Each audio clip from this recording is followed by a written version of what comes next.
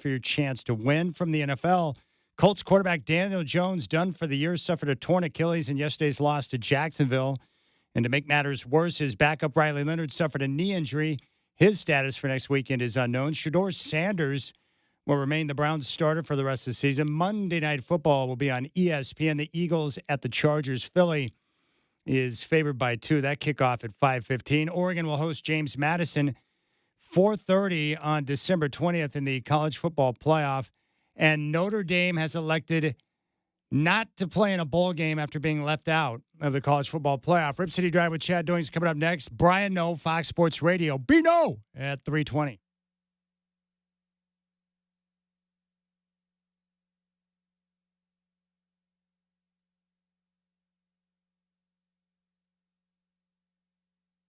Live from the Coors Light Studios, it's time for the Rip City Drive, hosted by the crazy and often irrational Chad Doing. Coors Light, mountain cold refreshment. Choose chill. Soko on the wing near side. Bounce pass to Hansen. Has Edey on his back. Hansen directing traffic with the ball. Now he spins towards the basket, spins back the other way, and it's out of bounds as Hansen was hit in the face. Right in front of the official. Right in front of Jason Goebel. 2 feet away from his face, and they missed that. Hansen is laying on the ground, and they're playing. What are they doing? A technical foul is called on Tiago Splitter. Young Hansen is on the ground covering his face, and they're playing.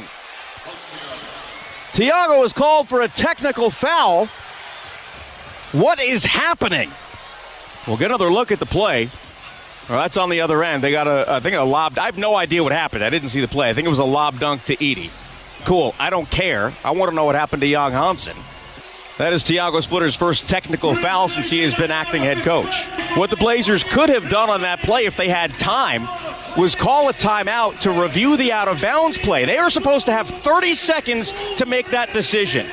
He got hit right in the face. That is a terrible missed call. It should have been the 6th foul on Zach Edey. It was right in front of the face of Jason Goebel, and he missed it. That is terrible. Strap in. The Rip City Drive with Chad Doing starts now.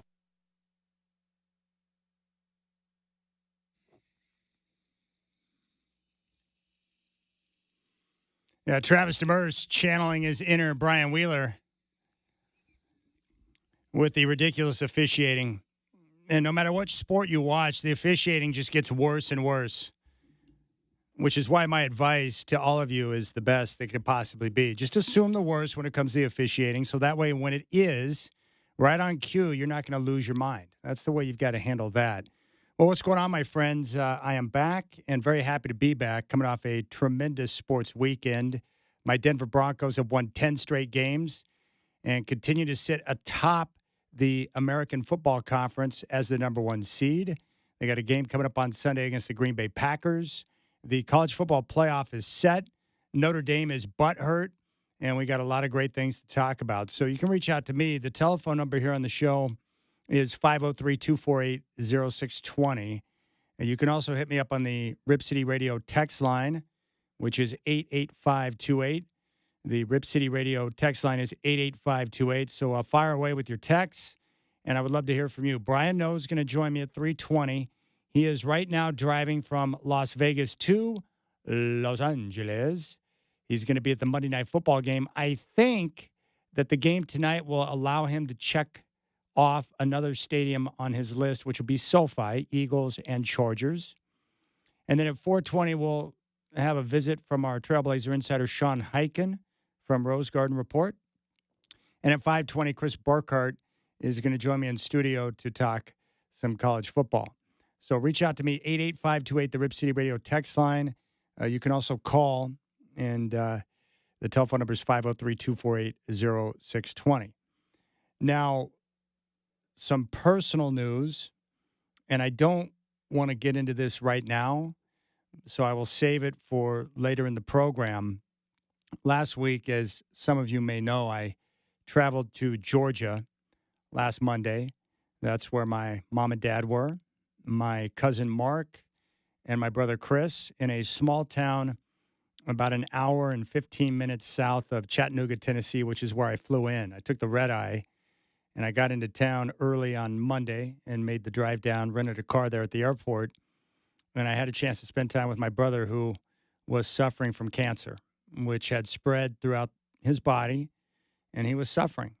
And so I had a chance to spend a lot of time with him on Monday, Tuesday, Wednesday, and on Thursday morning before I made the trip back to Chattanooga to come back to Portland.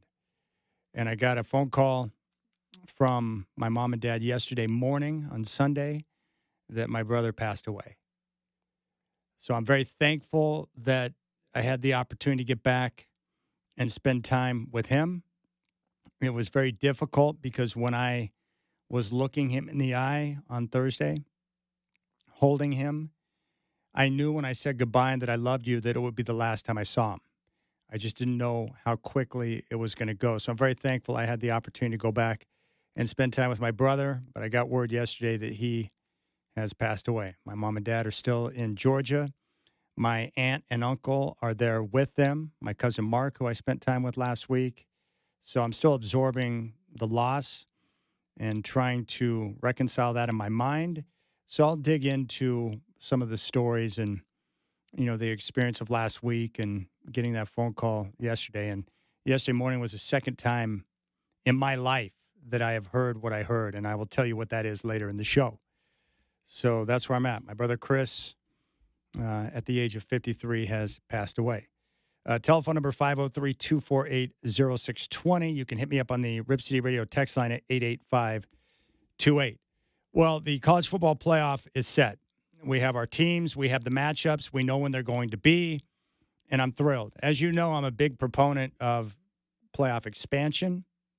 I was excited when they jumped it to 12 teams. I think we're real close to getting to 16, and I'm here for it. And not only has the playoff been great, but it's also enhanced the regular season because you have more teams, more fan bases with interest because their teams have a chance to jump into the playoff. So here are your matchups and the teams that are in.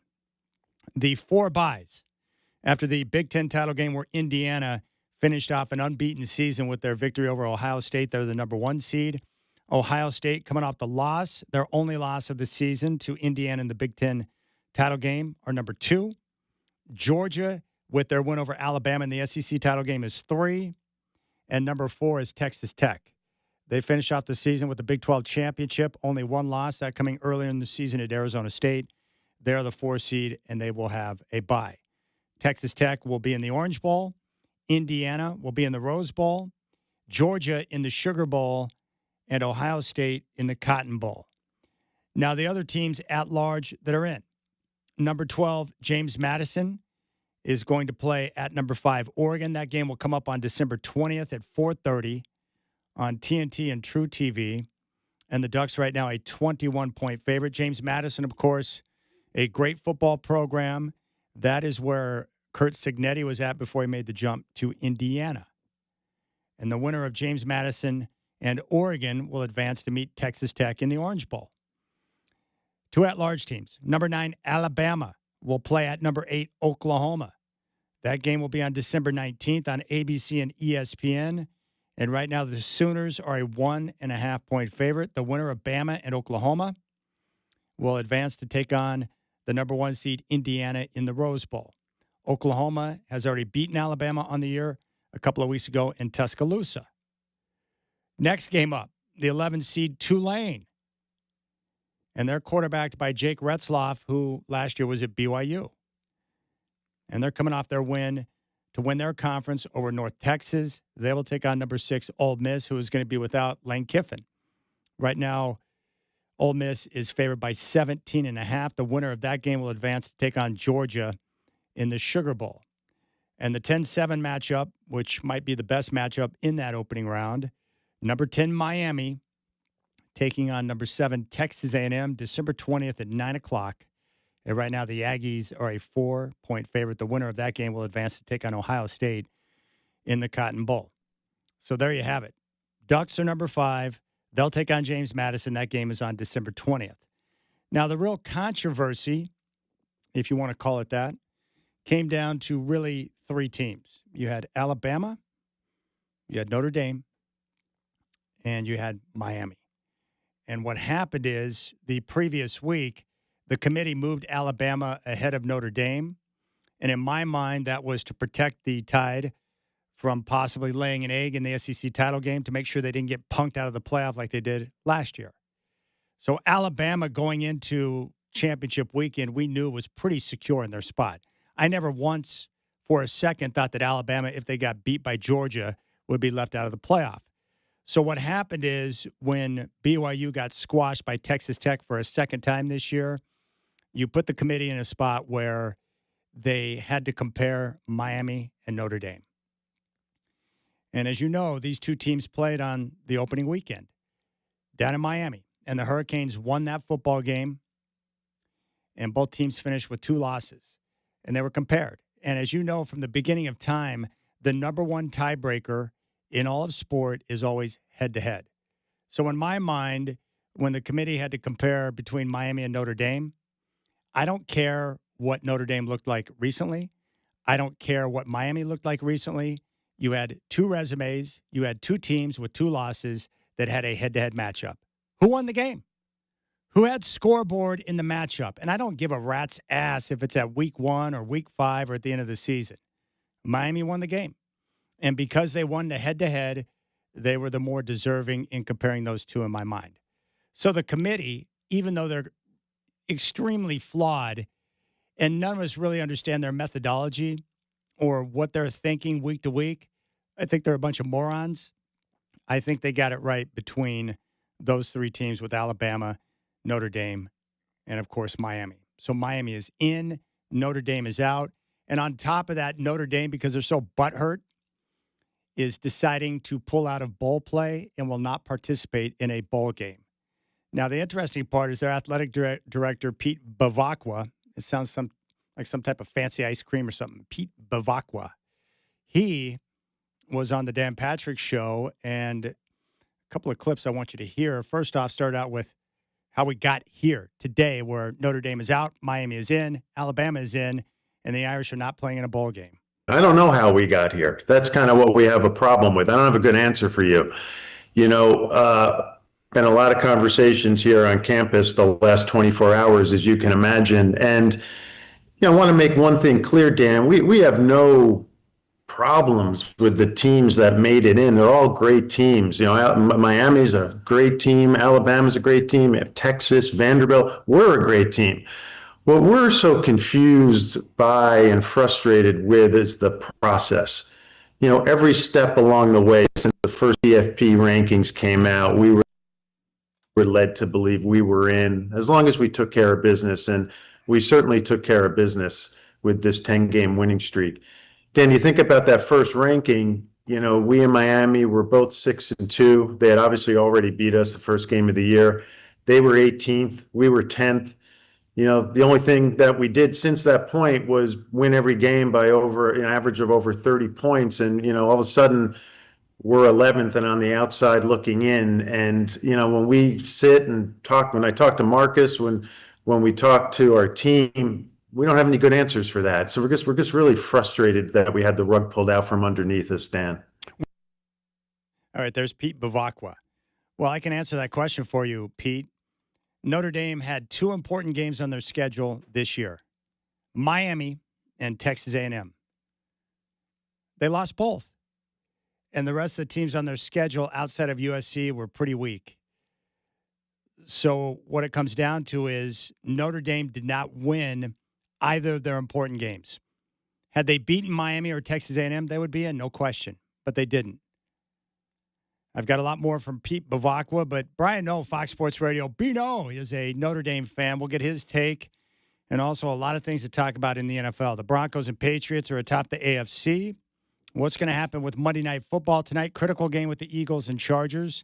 It would appear that the Colts season after such a great start is now over. And what about Shedeur Sanders? That's one argument that I thought was ridiculous. And I told you it before the season began. Shedeur Sanders is better than Dylan Gabriel. I can tell you that much.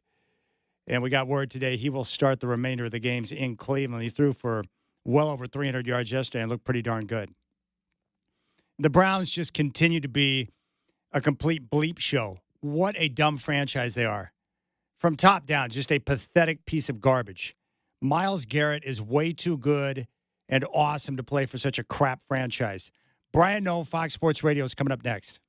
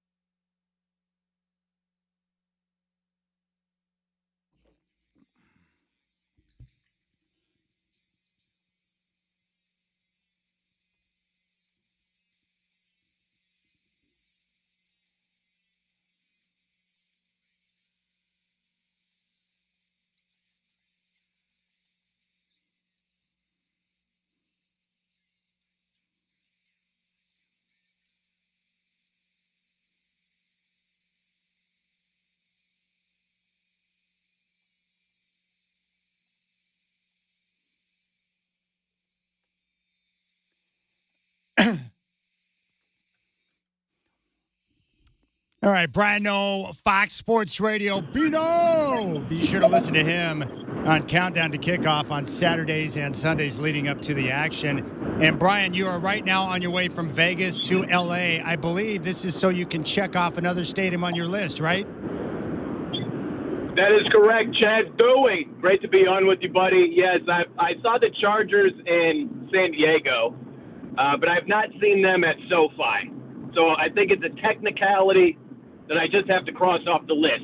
So I'm on my way to check out a little Philly/Chargers tonight. So it should be a good one. I'm looking forward to it. Well, I think that you're correct. If you have a stadium where you have two teams playing at the same stadium, until you see that team play in that stadium, it doesn't count on your list. So I think you're doing it the right way. Now, with the football game tonight, right now the Eagles are laying about 2 points on the road. What do you think about the matchup betting-wise? Man, it's a tough call, isn't it? It's one of these deals where we know the Philly fan base. They're going to be out there in L.A. They travel really well. Maybe this is like the nice portion of the Philly fan base where they're not booing them if they gain 2 yards on first down. Whoa! Like at home. So maybe it'll be a little bit more upbeat of a crowd, maybe more laid back, maybe some more California residents over here tonight. I don't know. But the matchup itself, hard to trust either team, right? Herbert's got the injured hand. Philly's offense sucks. The Chargers' defense a little bit banged up. So it's really hard to trust either team. And in a spot like that, I would just take the points and roll with the home dog myself. Yeah, I'm with you on that. I think I would take the Chargers plus the points because what's interesting to me here is, number one, we know that the Chargers' secondary is outstanding. And so I'm not sure the Eagles are going to be able to move the football through the air with great regularity tonight. And my main concern for the Chargers is that offensive line. The Eagles, the one thing they've done well throughout the course of the year is put pressure on the quarterback. And as you would expect with Jim Harbaugh and Justin Herbert, of course he's going to play with the hand that he just had surgery on. But can they keep him upright enough to where he can make enough plays? Because their offensive line is, with the injuries they've suffered, is not good. Right, and that's the thing is, the Chargers' O-line is not the Bears' O-line. Let's get that straight. But you saw last week on Black Friday, the Bears just ran all over the Eagles. And so they're going to be doing their best to try to, hold the Chargers' running game in check. But no Jalen Carter, that's a big deal.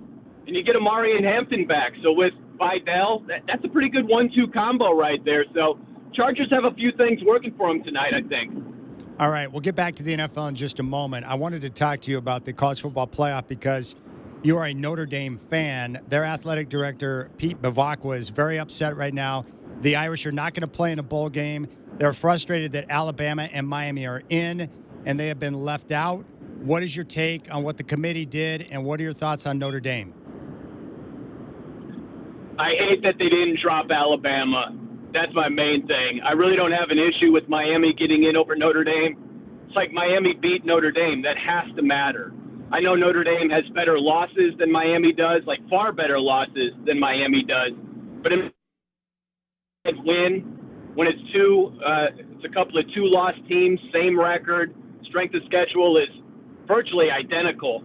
You got to give, the head-to-head win is the trump card with Miami. So I don't have a problem with Miami getting in over Notre Dame.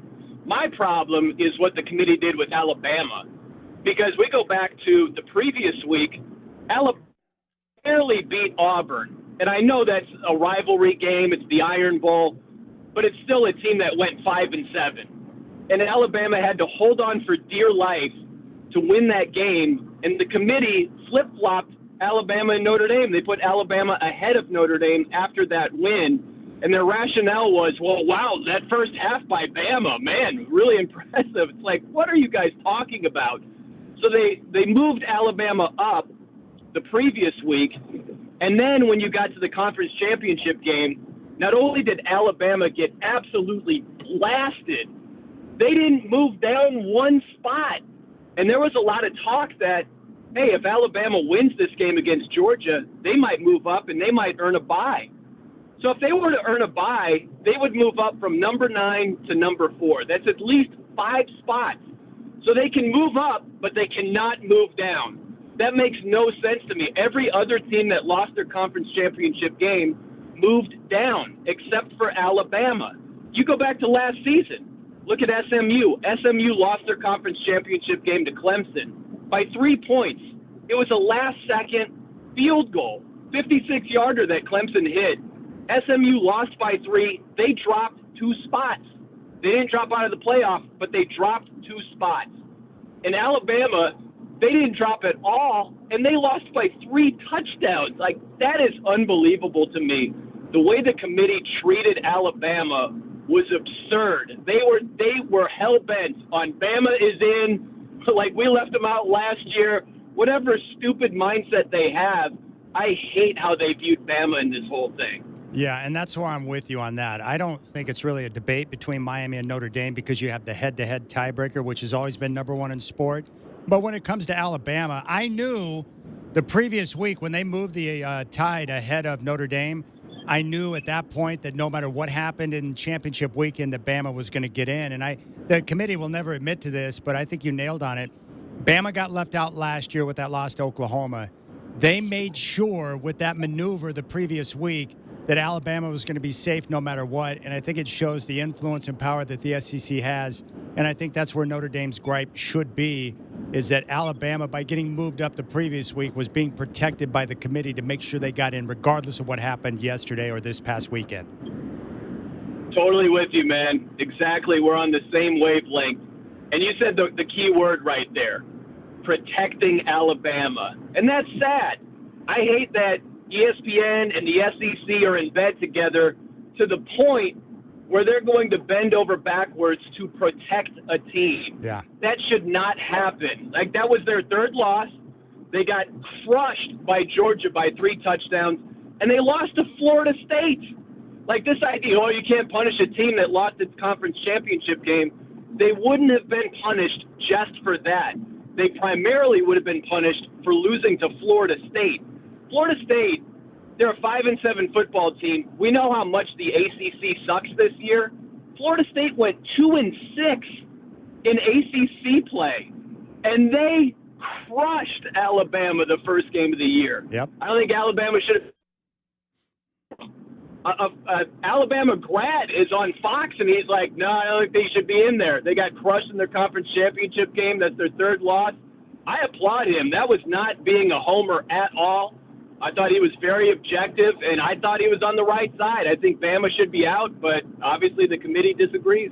Well, Brian, I applaud you for having the understanding that head-to-head matters, because the thing that was giving me the most headache over the last few days were these people acting like somehow the matchup between Notre Dame and Miami, because it happened in week 1, shouldn't hold any weight when it comes to making a choice between Miami and Notre Dame. I'm like, if the games that are played on the field don't matter, then why would you schedule a game like that to begin with, right? I mean, it matters, of course. Absolutely, it does. I never was down with that argument because I know I would be arguing for Notre Dame had they won head-to-head. Like, what Notre Dame fan is arguing for Miami if Notre Dame won the head-to-head game? That is nobody, like Jim Harbaugh says, you know? No one's making that no one's making that argument. So you got to be fair. You've got to be objective. You can't be a homer about this, man. I know it sucks. I know it was a close game. I hate that, like, you get these dopes like Greg McElroy out there where he's like, I rewatched that Notre Dame-Miami game, and, man, Miami just manhandled Notre Dame on both sides of the ball in the trenches. It's like, Greg, it was a 3-point game. What are you talking about, dude? Like, come on. Yeah, at the end, when Notre Dame was in a obvious passing-only situation with limited time, like, Miami could pin their ears back, and they got a couple of sacks, you know, but that's not like they were dominating the whole game. Come on, what are we talking about? But, yeah, no doubt, Chad, the head-to-head matters, and to try to just explain that away as if it didn't happen, what drove me crazy is a lot of people would say today that Notre Dame is a better team than Miami, that if they met on a neutral field that Notre Dame would win. I believe that would happen, but guess what? That could be freaking wrong. We can't put teams in the playoff based on hypothetical matchups. I agree. We have to put teams in the playoff based on real matchups. And Miami won the real matchup. So spare me with the hypothetical talk. Gosh, I love it, man. You're making more and more sense every day. But you're right about McElroy. I think he does a great job as an analyst on games. But when he is in the studio or talking about Bama, he is always on his knees servicing the Crimson Tide at all times. He absolutely is. And that's the thing. He's a really smart guy.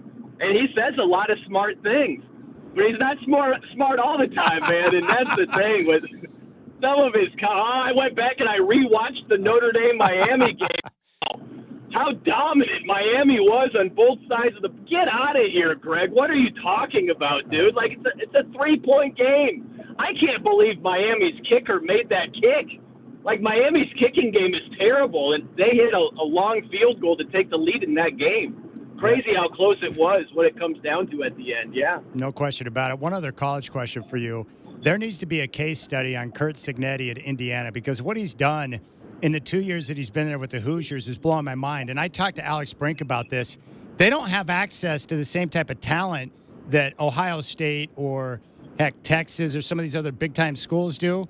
So what Alex was telling me is that a guy like Cignetti has to be very selective for the players he chooses to play, getting into the portal and finding these guys. And he said, you got to keep in mind, these aren't five-star athletes, so he's getting them and coaching them up. I just think the way they're playing, and that went over Ohio State, like I am literally blown away by the work of Coach Cignetti. What a job. He's done a phenomenal job. We've talked about it too, Chad. If you look at the 3-year span of Indiana football before Cignetti took over, they were 9-27. Amazing. Think about that. They went from 9-27 to first year with Cignetti, boom, playoff berth. And year 2 with Cignetti, boom, 13-0, Big Ten champions, number 1 team heading into the playoff. That's an instantaneous turnaround right there. You would think it would take a decade at a minimum to turn around a program like that to bring it to where it is right now. Cignetti did it overnight. Yeah. And granted, you could look at this day and age of, it's a different era of college football with the transfer portal and NIL, and we get that. But there are a lot of coaches, even with the same situation, if they were to have gotten that IU job, they would not have IU where they are right now. You got to tip your cap to Cignetti. He's done a magnificent job. There's no question about it. I'm excited to see how they do and how they perform throughout the course of the playoff. Now, with Notre Dame's decision not to participate in a bowl game, are you cool with that, or is that a case of being butthurt and taking their ball and going home? Where do you come out on that decision? Yeah, I think it's lame. I'm not down with it. To me, it's just sour grapes. We didn't get our way. You know, I think you go there, you compete, you have some pride, you make some memories with your teammates, and you go out there and you play a bowl game. That's just me. But I can understand them being completely bent. I just don't think it's a good look at all. You could have the other argument where, you know, they did get screwed. And, you know, why should I bend over backwards to do you a favor, ESPN, and you get the ratings and all the money from us playing in a game when you use this as a pawn for your little selections show week in and week out. And I get the other argument, but me personally, I think it's lame. And I think you're giving a lot of Notre Dame haters reason to say, oh, you're so sad. Oh, you're going to take your ball and go home. Huh? Like you're giving them fuel to say those things, and I hate that part of it. So, no, I'm not with it, man. I don't like it. Yeah, I did that once. I took my ball and went home, and my dad had a little discussion with me and said, hey, we don't quit, all right? If you get frustrated, you find a way to get better and continue to compete, but you don't go home. Now, Bino, I know you're driving right now, but you and I, of course, honor clock integrity in the radio biz, so may we call you back so I can finish this discussion? We have a lot of NFL things to talk about, so do you have more time with me, baby? Oh, absolutely. Yeah! I've got all the time in the world for you. Let's talk some more ball over here. Let's go. All right, Bino is driving right now in the middle of nowhere, heading to L.A. for the Monday Night Football game. We'll come back more with Bino, Fox Sports Radio here on the Rip City Drive.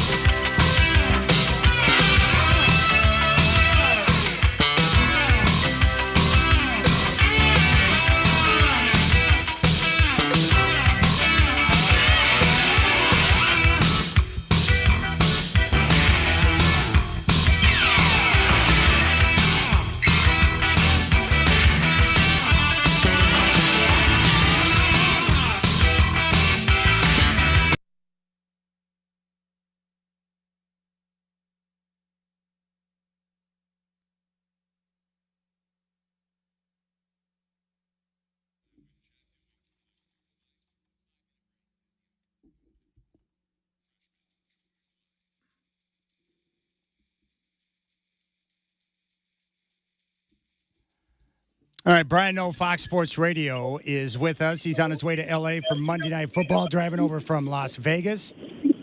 We got to talk about one of the all-time bad beats that I've ever seen in my life coming yesterday in the Bronco-Raider football game, Bino. I'm sure you saw it and know how it went down. But the Broncos led the game 24-7 with like 5 minutes to go. The Raiders get a touchdown pass to Cedric Jackson. They fail on the onside kick. The Broncos run the ball down inside of scoring position. They force the Raiders to burn all their timeouts, and they decide to go for it after the 2-minute timeout to get a first down and run out the clock. They failed, and the Raiders got the ball back. The play before, the one that was in question, they ran the ball and stayed in bounds, and the clock was ticking inside of 10 seconds when the Broncos safety got called for a delay of game with 4 seconds on the clock. They're down by 10, and Pete Carroll elects to kick a field goal to make it a 7-point game in a 7.5-point spread. I was like, are you freaking kidding me? And according to reports, Dave Portnoy lost $250,000 on that field goal kick. What was up with that? That was unbelievable, man. I saw Portnoy's video. He looked like a guy who had lost like $250,000 in his video. Oh man, he was at his wit's end over there. And I'll tell you what, Chad, I had the Broncos in a teaser, so I was fine. And that's the only money I had on the game. But I've got this confidence pool, and I had the Broncos in the confidence pool. And so when Brandon Jones, former Dolphin, is laying on top of the Raiders player and gets whistled for delay of game, I started to have a Gary Trent Jr.-like reaction at the time. You know what probably caused my stroke? I almost had stroke number 2, and I'm like, all right, settle down. No, it's not worth it, buddy. Let's dial it back a little bit. But it's like, dude, if you don't jump on top of the Raiders player, the game is over. Like, what are you doing right now? And then, of course, the Raiders, they're like, well, let's just kick the field goal and cover the spread, I guess. Like, that was, man, you talk about the epitome of a bad beat. That was crazy, man. But why kick a field goal there if you're down by 10 and there's like 4 seconds on the clock? Why? What's the logic in that? I don't know. Like, that's the thing is, if they had even 10 seconds on the clock, at least there's a chance, right? Like, you kick the field goal, maybe you get the onside kick, and you can throw a Hail Mary. There wasn't even time to do that. So I have no idea why. I really don't know why you would do that. But Pete Carroll was like, yeah, well, let's kick it, I guess. I don't know.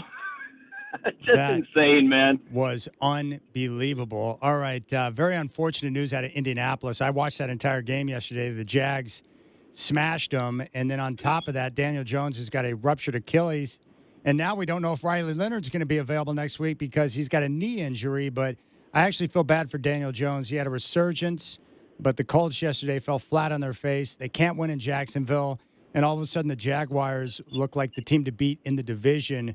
What's your takeaway with that mess? Man, I feel so bad for Daniel Jones because think about it. He had this career resurgence. He's about to get paid, Chad. Think about it. They made that trade for Sauce Gardner. They traded 2 first-round picks. Yeah. They're starting to hitch their wagon to Daniel Jones. He's in line to make, what, I don't know, $150 million or something crazy like that. And then he gets hurt. That's a $150 million injury. And I hate that, he was out there gutting it out. He had a small fracture in his tibia in the other leg, or the fibula in his other leg. And so now you start thinking about, was he kind of compensating because of that earlier injury, and did that have an effect on his Achilles injury now? It might have. So I hate it all the way around, man. Injuries are the worst. And for a guy who was finally playing good football and had a much better supporting cast, for him to go down like that is just heartbreaking, man. I hate that. And the Colts, you look at their schedule here, they have 4 tough games. And I don't know who's going to be behind center for them. They're screwed. So with the Colts going down, it does give a couple of teams some life and a chance to sneak into the playoffs here. But, man, just a brutal blow for Daniel Jones and the Colts. Yeah, it was terrible. I saw that game last night. Man, the Houston Texans defense, you saw them play live against the Bills a couple of weeks ago. I'm wondering now, with that defense being as legit as it is, I mean, it is elite, especially with the pass rush. That defense, it could carry them deep into the playoffs. What are your thoughts on the Texans and the way that they're getting the job done defensively? Yeah, man, I love that defense, and that's the thing is when the Chiefs look at all the bodies they lost on that offensive line. Were they down like 3 starters heading in? Yeah. And then on the very first play, one of their backup offensive tackles went down. Like you just can't have all of those injuries on your offensive line and expect to do anything against the Texans, you know, and that's the way it played out. I think even in spite of that, obviously the Texans have a great defense. And yeah, I don't like the Texans offensive line. That leads to a lot of problems. They have a hard time running it. At times they have a hard time protecting C.J. Stroud. So I don't know how deep they go in the playoffs, but if they can just get a little bit of offense, yeah, their defense is that nasty where they're going to be a hard out come playoff time. All right, I got a message on the Rip City Radio text line from the 503. They said, I'm curious if Brian feels that Bo Nix is no longer a hobo and has shown that he is a homesteader. Oh, gosh, no, hobo Nix. It's funny, one of my friends from Fresno was in town yesterday, and he's a diehard Broncos fan, Chad. He went to the game with his girlfriend, the whole thing. And, he's like, oh, no, Bo Nix. And I'm like, Bo Nix sucks. I'm just telling you. He's like, no, he can move around. He can create with his legs. He's clutch in the fourth quarter. And I'm like, all right, listen, you're right to a point. You know, Bo Nix does make a lot of plays in crunch time. He can make some plays with his legs. He's just so inconsistent, man. And what, like another win over the Raiders and I'm supposed to buy in? Like, no, I don't buy it. He's so inconsistent. Heading into the game yesterday, he had the exact same passer rating as Carson Wentz. Like, what are we talking about here? You know, like, that's just not good enough. It's got to be way better for the Broncos to get anywhere come playoff time. They're going to need a whole lot more offense. They just can't lean on teams and suffocate them with their defense the way they do in the regular season. You're playing against the best of the best. I think the playoffs are going to expose him. I mean, that's just my take. And if it gives me more than enough reason to move off that, I will. I just don't see it. How about the Steelers getting the win over the Ravens? You and I have talked about this, but I don't know what's going on with Lamar Jackson, but he clearly is far from 100%. He might be 50% of what he normally is with all the injuries he suffered this year, but their offense is really suffocated without his movement. Yeah, it really is, man. And this is a glimpse into old Lamar. You know, this is what it's going to be like when he gets old, when he doesn't have that dynamic athleticism and can't create problems and really stress a defense with his legs. This is a glimpse in the future, man. His game does not translate to old, and it doesn't translate to injured either. And you're right. He's clearly affected. He's clearly banged up. He's far too special of a player, you know, in his youth to be playing like this. With all that being said, I don't know how they didn't win that game. Like, how is that not a touchdown with Isaiah Likely? Why do you need a third step in the end zone? I don't get that rule whatsoever. I don't think the officials screwed it up. I just think it's a bad rule. You know, it's like Walt Coleman, who was the lead official with the Tuck rule game, you know, when the Patriots beat the Raiders. It's not a bad ruling. It's just a bad rule. I think that's what happened. That should be a touchdown all day with Isaiah Likely. If you have 2 feet down with possession, that's all you should need. I don't know why you need anything more than that. Yeah, how about the Bengals and Bills? What a game that was. Man, Josh Allen and Joe Burrow are just two phenomenal quarterbacks, and I enjoyed watching that game. But when I watch the Bills, I come away with the same thing you and I have talked about. They're so reliant upon Josh Allen to do everything. I just don't know how sustainable that's going to will be come postseason time, B. I know, dude. They've got too many warts. You know, I love James Cook, and they can really lean on him with their running game, but the problem is their rush defense, man. You can't trust their rush defense at all. And the Bengals don't run the ball, so you can't point to that game and be like, hey, they turned the corner here. Like, they're just bad. Their rush defense is really, really bad. And so, yeah, if you can slow down James Cook and the running game and force Josh Allen to make all these plays with all these, you know, number 2 receivers all over the place, that's not a great spot for Buffalo to be in. And then on top of it, if you're trying to get stops, let's say you're down and you're trying to get stops and the other team's just running the ball down your throat and there's nothing you can do about it, Yeah, I don't love the Bills' chances, but when you look at the rest of the AFC, who do you love? So they're going to be one of the teams in the mix, and someone's got to come out of that conference, man. That's the way it's going to go. And they're going to have a fighting shot with Josh Allen, James Cook, and a pretty good pass defense. But, they've got a couple of things that could creep up and bite them for sure.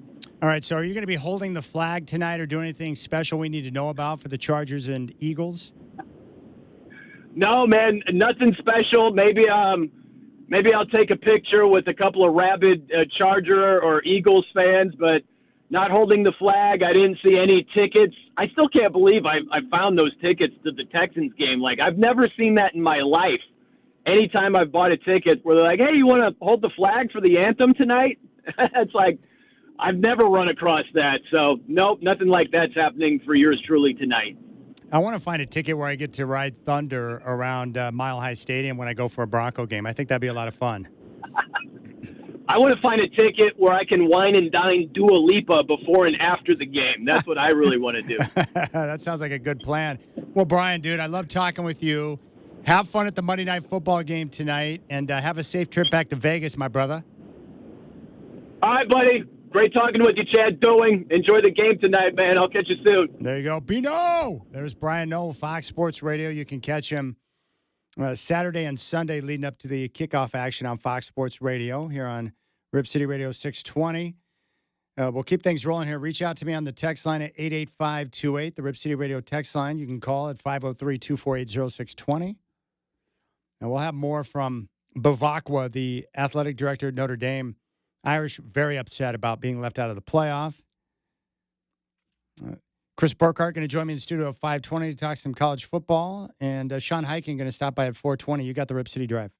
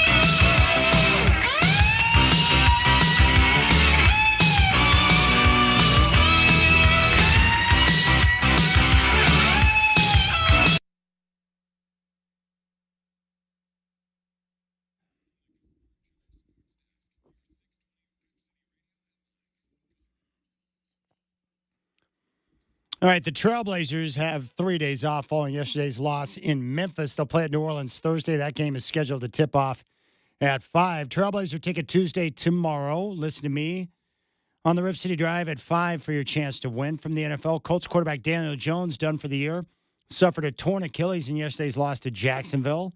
To make matters worse, his backup Riley Leonard suffered a knee injury. His status for next weekend is unknown. Shedeur Sanders will remain the Browns starter for the rest of the season. Monday Night Football tonight on ESPN. The Eagles at the Chargers. Philly favored by 2. Kickoff at 5:15. Justin Herbert is active and will start. Oregon will host James Madison, 4:30 on December 20th. They're favored by 21 in the college football playoff. That'll be at Autzen. Notre Dame is elected not to play in a bowl game after suffering or being left out of the college football playoff. Sean Highkin will stop by at 4:20. Chris Burkhardt in studio at 5:20 here on the Rip City Drive.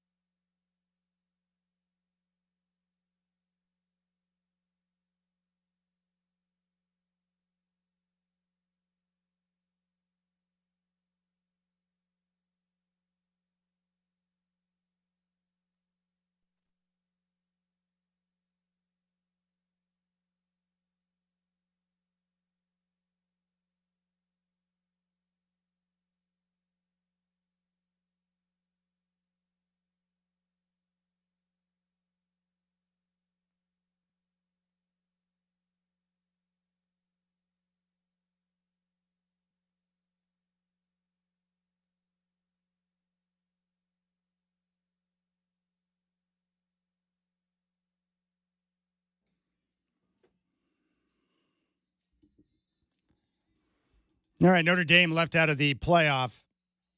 They're very upset, butthurt, I would say. And they're not going to participate in a bowl game. Don't give me the argument about Miami and Notre Dame. Those two teams played at the beginning of the year.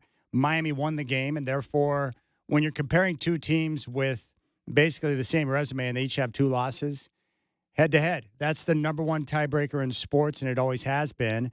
And Miami won the game, so I think the Hurricanes are in, and deservedly so. Now, if you want to make the case that Alabama shouldn't be in, I don't have an issue with that. I think what happened the previous week in the rankings, the committee made sure to protect Alabama from their coming game against Georgia in the SEC title game by moving them ahead of Notre Dame for basically no reason. And the main reason why, and they'll never admit to this, but they were trying to protect Alabama in case they got their ass kicked by Georgia, and they did. They have 3 losses now, but by moving them ahead of Notre Dame, they protected them. And Alabama, had they beaten Georgia, would have absolutely gotten a top 4 seed and a bye. This is what happens when you have the ESPN company in bed with the SEC. They have the power. The SEC has the power, and they're always going to get the benefit of the doubt. There's no question about it. I think Notre Dame's actions and the way they're handling the situation is poor at best. But the reality is Notre Dame's got no one to blame but themselves. They played 2 meaningful games on the year. 3rd, if you want to include USC. But the reality is they played Miami to begin the year, and they played Texas A&M. They lost both. Had they won one of those games, they would be in. Their other quality opponent, USC, they beat at home. But their schedule, for the most part, was laughable. And the meaningful games they played, they lost both of them. You win one, you're in. So the reality is they have no one to blame but themselves. But Pete Bavacqua, the athletic director, he is really ticked off at the ACC conference. Take a listen to this. Well, I would tell you, I mean, again, I have tremendous respect for Miami. You know, great team, great school. Their athletic director, Dan Radakovich, is a good friend. And all the teams in the ACC, great, wonderful universities. We have no gripes about any of the schools in the ACC. But we were mystified by the actions of the conference to attack, you know, their biggest really business partner in football and a member of their conference in 24 of our other sports. And I would tell you, Dan, I wouldn't be honest with you if I didn't say that they have certainly done permanent damage to the relationship between the conference and Notre Dame. Just we didn't appreciate the fact that we were singled out repeatedly and compared to Miami. Not by Miami. Miami has every right to do that. But it raised a lot of eyebrows here that the conference was taking shots at us. And, that's just not something we chose to do. We wouldn't choose to do that in the future, and people might disagree with us, but that's just not something that we'd be comfortable with. And again, we have no problem with any of these teams. These are all great teams. You look at those teams, Miami, like I said, great season. They beat us. You think about Alabama, nobody's had more success in college football over the last decade than Alabama. But Dan, you follow this sport so closely. Everybody was saying that we were one of a handful of teams that could win this whole thing. Yeah. And now we have 0% chance. Even Nick Saban, nobody knows more about college football, maybe in the history of the world, than Nick Saban. He said it yesterday, like, how is Notre Dame not in this? I mean, everybody is just kind of confused and perplexed, and we don't have good answers for the kids on our team, for our student athletes. And he's frustrated because they were being compared to Miami. Well, what do you expect, Pete? You played Miami and you lost the game. And you've got similar resumes. Of course you're going to be compared to Miami. I mean, come on. Boy, talk about sour grapes. That's pretty impressive. And don't give me the Nick Saban nonsense. Nick Saban is a genius and the greatest coach in the history of college football. He's also the same guy who was talking nonsense last week when he said that Ole Miss should let Lane Kiffin coach the team in the playoff. It's like, are you kidding me? He's jumping ship to a rival. You're not letting him coach that team in the playoff. That's a joke. Especially for Nick Saban, who was the first guy to fire Lane Kiffin and didn't let him participate in postseason play with the Crimson Tide when he was on the coaching staff because he was looking elsewhere. Come on. Come on, Saban. So Bavacqua upset at the ACC. And then, of course, the weakest of their decision-making, not to participate in a bowl. It's like, what's up with that? So your butt hurt. You're going to take your ball and go home, and you don't want the extra practice time. You say that you're preparing to bring a title back to South Bend next year. Well, shouldn't that start now with extra practice time and preparation time to get your team ready for next season with the benefits of a bowl game? I guess if you're Notre Dame, not so much. We watched the presentation show, the selection show with the team, and then Marcus, like he always does, was wonderful, got up, and for somebody that always has great answers, he was brutally honest with the team and said he didn't have a lot of answers, doesn't understand how this happened, why a team that thought it was doing what it needed to do all of a sudden kind of woke up on kind of the wrong side of this. And then just as you're kind of dealing with that, you start getting these calls from other bowls. And, the role of a captain on the Notre Dame football team is a role that the program and Marcus takes very, very seriously. And he talked to all the captains, said, hey, what are you guys thinking? What is the team thinking? Let's talk about this. And, to a person, the captains and some of the other, underclassmen on the team said, listen, we are such a close-knit team. We've done so much this season. We overcame those 2 opening losses. We rallied. We dominated in the last 10 games.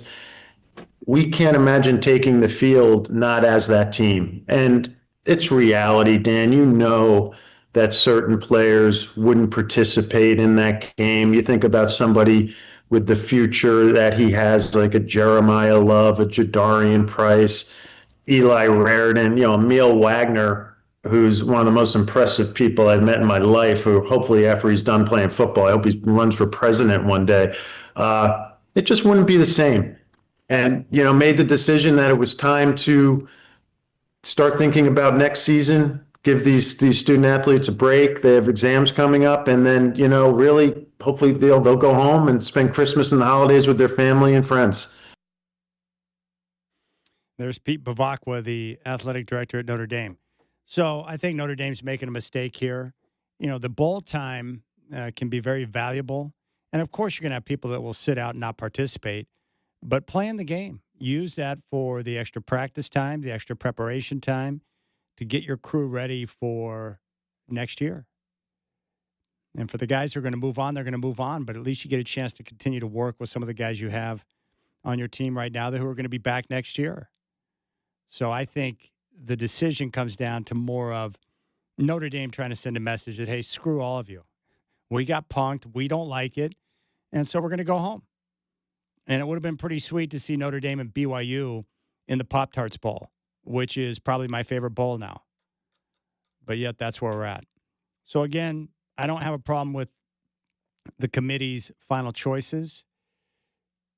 If the argument is to be made, it should be between Notre Dame and Alabama. But the committee went out of their way to protect Alabama because of, I believe, the relationship between ESPN and the SEC. Now, don't be mad at James Madison or Tulane.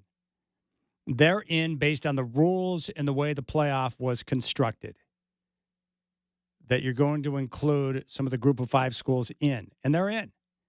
And both teams, Tulane and James Madison, had terrific seasons. If you want to blame anyone for the current mess, blame the ACC.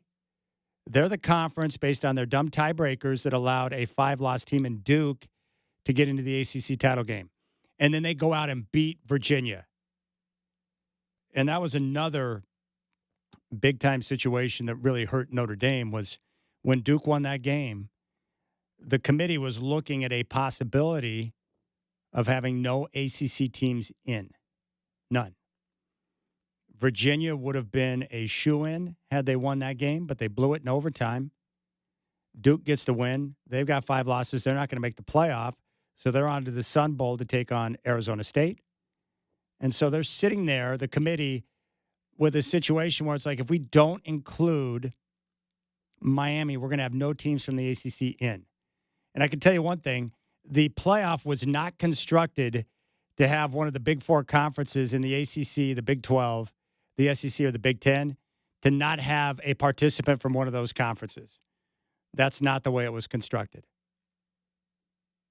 So blame the ACC. Duke in the ACC title game, they get the win and punk Virginia and put the ACC in a compromised position. But again, what drives me crazy about college sports is that it's like the Wild Wild West. You have an organization that makes billions and billions of dollars, and college football is big-time business, and yet you have no one that's in control or in charge, no one that's making decisions. Instead, you have 4 different conference commissioners who are out there doing what's best for their conference. It's total chaos. These idiots that run college football, I mean, they're buffoons. These are the same idiots that gave us the crappy systems that we had before the playoff and tried to tell us that it was impossible to do a playoff. And the other problem, too, is that a lot of these guys are afraid to let go of the tradition and the way things were, like bowl games. Why not just expand the playoff to participating in a legitimate playoff? But the ACC, they're dumb. Idiots. Nice thing in a legitimate playoff. But the ACC, they're dumb. Idiots. Nice tiebreakers. So Duke with 5 losses is in the ACC title game. That makes a lot of sense. All right, 503-248-0620.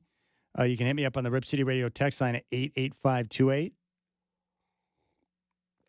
Oregon will take on James Madison on December 20th. Kickoff at 4:30. They're a 21-point favorite. Chris Burkhart will join me in studio at 5:20. And coming up next, we'll get the latest on the Trailblazers with our Trailblazer insider, Sean Highkin from Rose Garden Report.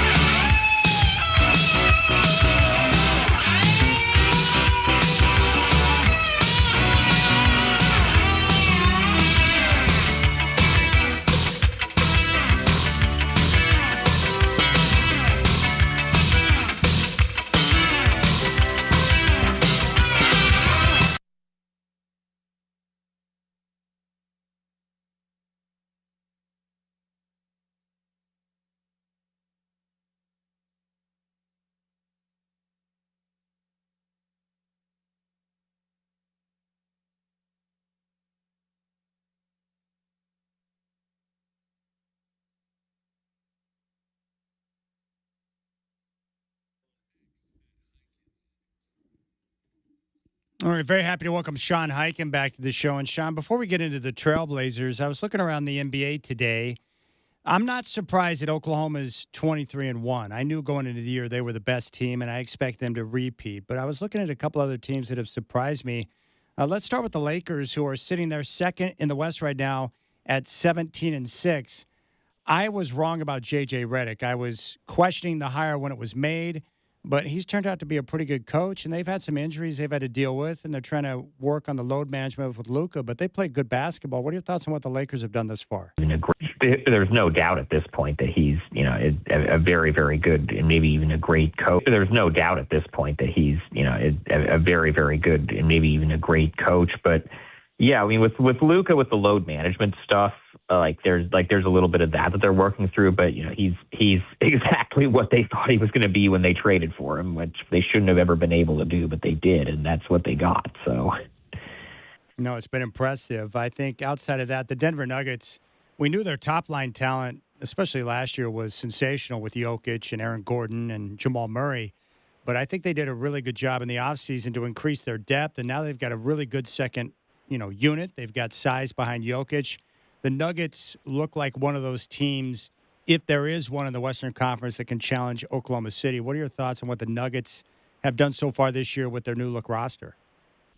Well, you always have to think that they can challenge Oklahoma City when they have what I think most people would agree is the best player in the league. The thing that's really impressed me this year is the Jamal Murray part of it, where, he could barely move when he was playing for Canada in the Olympics a year ago, and then they gave him that extension, and you're just like, is he kind of cooked physically? He's having the best year of his career. I think there's a very good chance he makes his first ever All-Star team this year. Yeah, no question. Now, in the Eastern Conference, similar to J.J. Redick, I was wrong about Joe Mazzulla.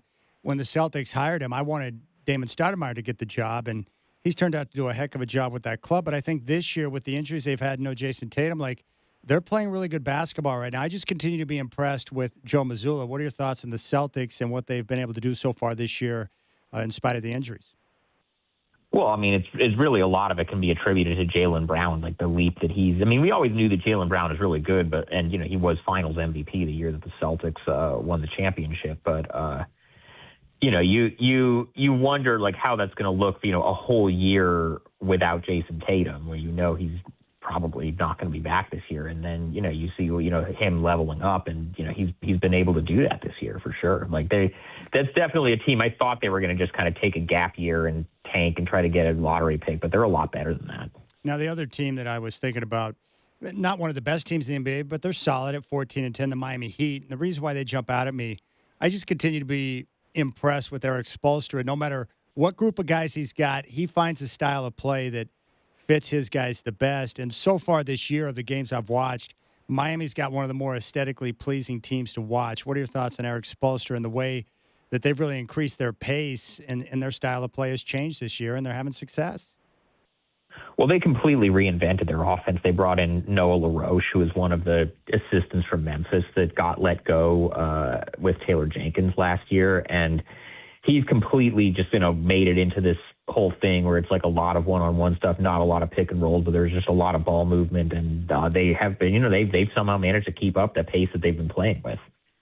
Well, Sean, I know a lot of people are frustrated Blazer fans with, guys being in and out of the lineup and the losses. But what I saw yesterday at the start of that game against Memphis, I just saw a team that had very few bodies available, and it looked like they hit a wall once again, just ran out of gas. This team is expending so much energy because so few guys are playing the majority of the minutes, and I just felt like at the start of that game in that first half, they just didn't play with the energy that's necessary to have success. What did you see in the Blazers yesterday?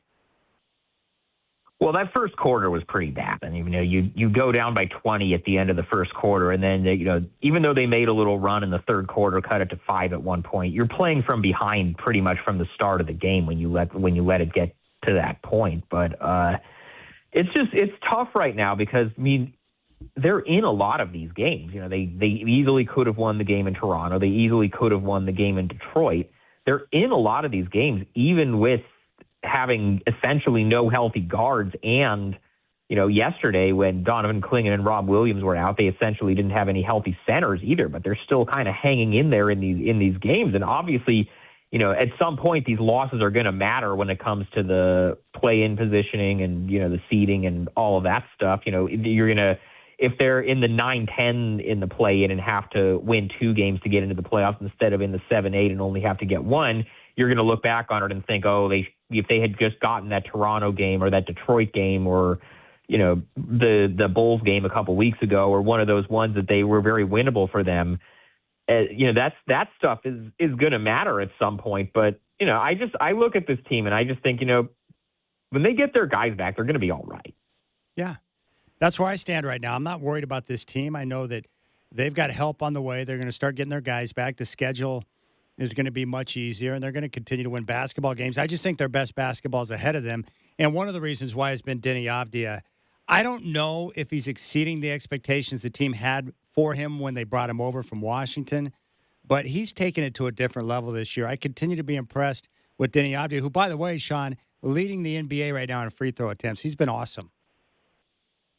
Yeah, I was talking to somebody about this the other day. I'd be pretty surprised at this point if he's not named an all-star for the first time this year. When you look at, the numbers he's putting up, it's a very short list of guys that are putting up the per game stuff that he's putting up. But, you look at, how many other guys the Blazers have out, and he's just, where would these guys be without him? Like before the Cleveland game, when he was questionable with the ankle injury, he obviously ended up playing, but when he was questionable with that, I was thinking, oh my God, if he doesn't go, are they even going to get to 70 points? Because when they've had all of their other, real offensive threats out, with Drew Holiday and what have you, he's just carrying them. He's doing everything right now for them. Yeah, the other guy that's really jumped out at me this year, I think Donovan Clingan has made a great leap from year 1 to year 2, and you can see it when he's not on the floor, the value that he brings with his rim protection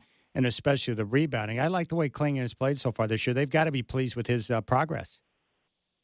Yeah, absolutely. And the other guy that I think maybe a little bit more under the radar, but I think you have to be kind of, happy with as far as, the kind of production that you could ever expect to get out of a two-way guy in this situation is Sidy Cissoko. Yes. He's been in the starting lineup the last couple of weeks while they've had guys out, but I think once they get guys back, I think they're going to probably try to find a way to keep him in the rotation. But that's a guy that, out of kind of some of these end-of-bench guys, and some of these two-way guys that the front office has, taken swings on. Some of them have panned out. Some of them haven't. You look at a Duop Reith, who's definitely a success story, and then a guy like Justin Minaya, who they kept around for multiple years and then never really, developed into anything.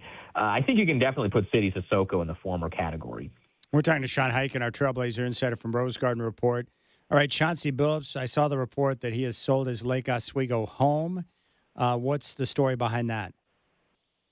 Well, he sold his house. There's not really much more to say there.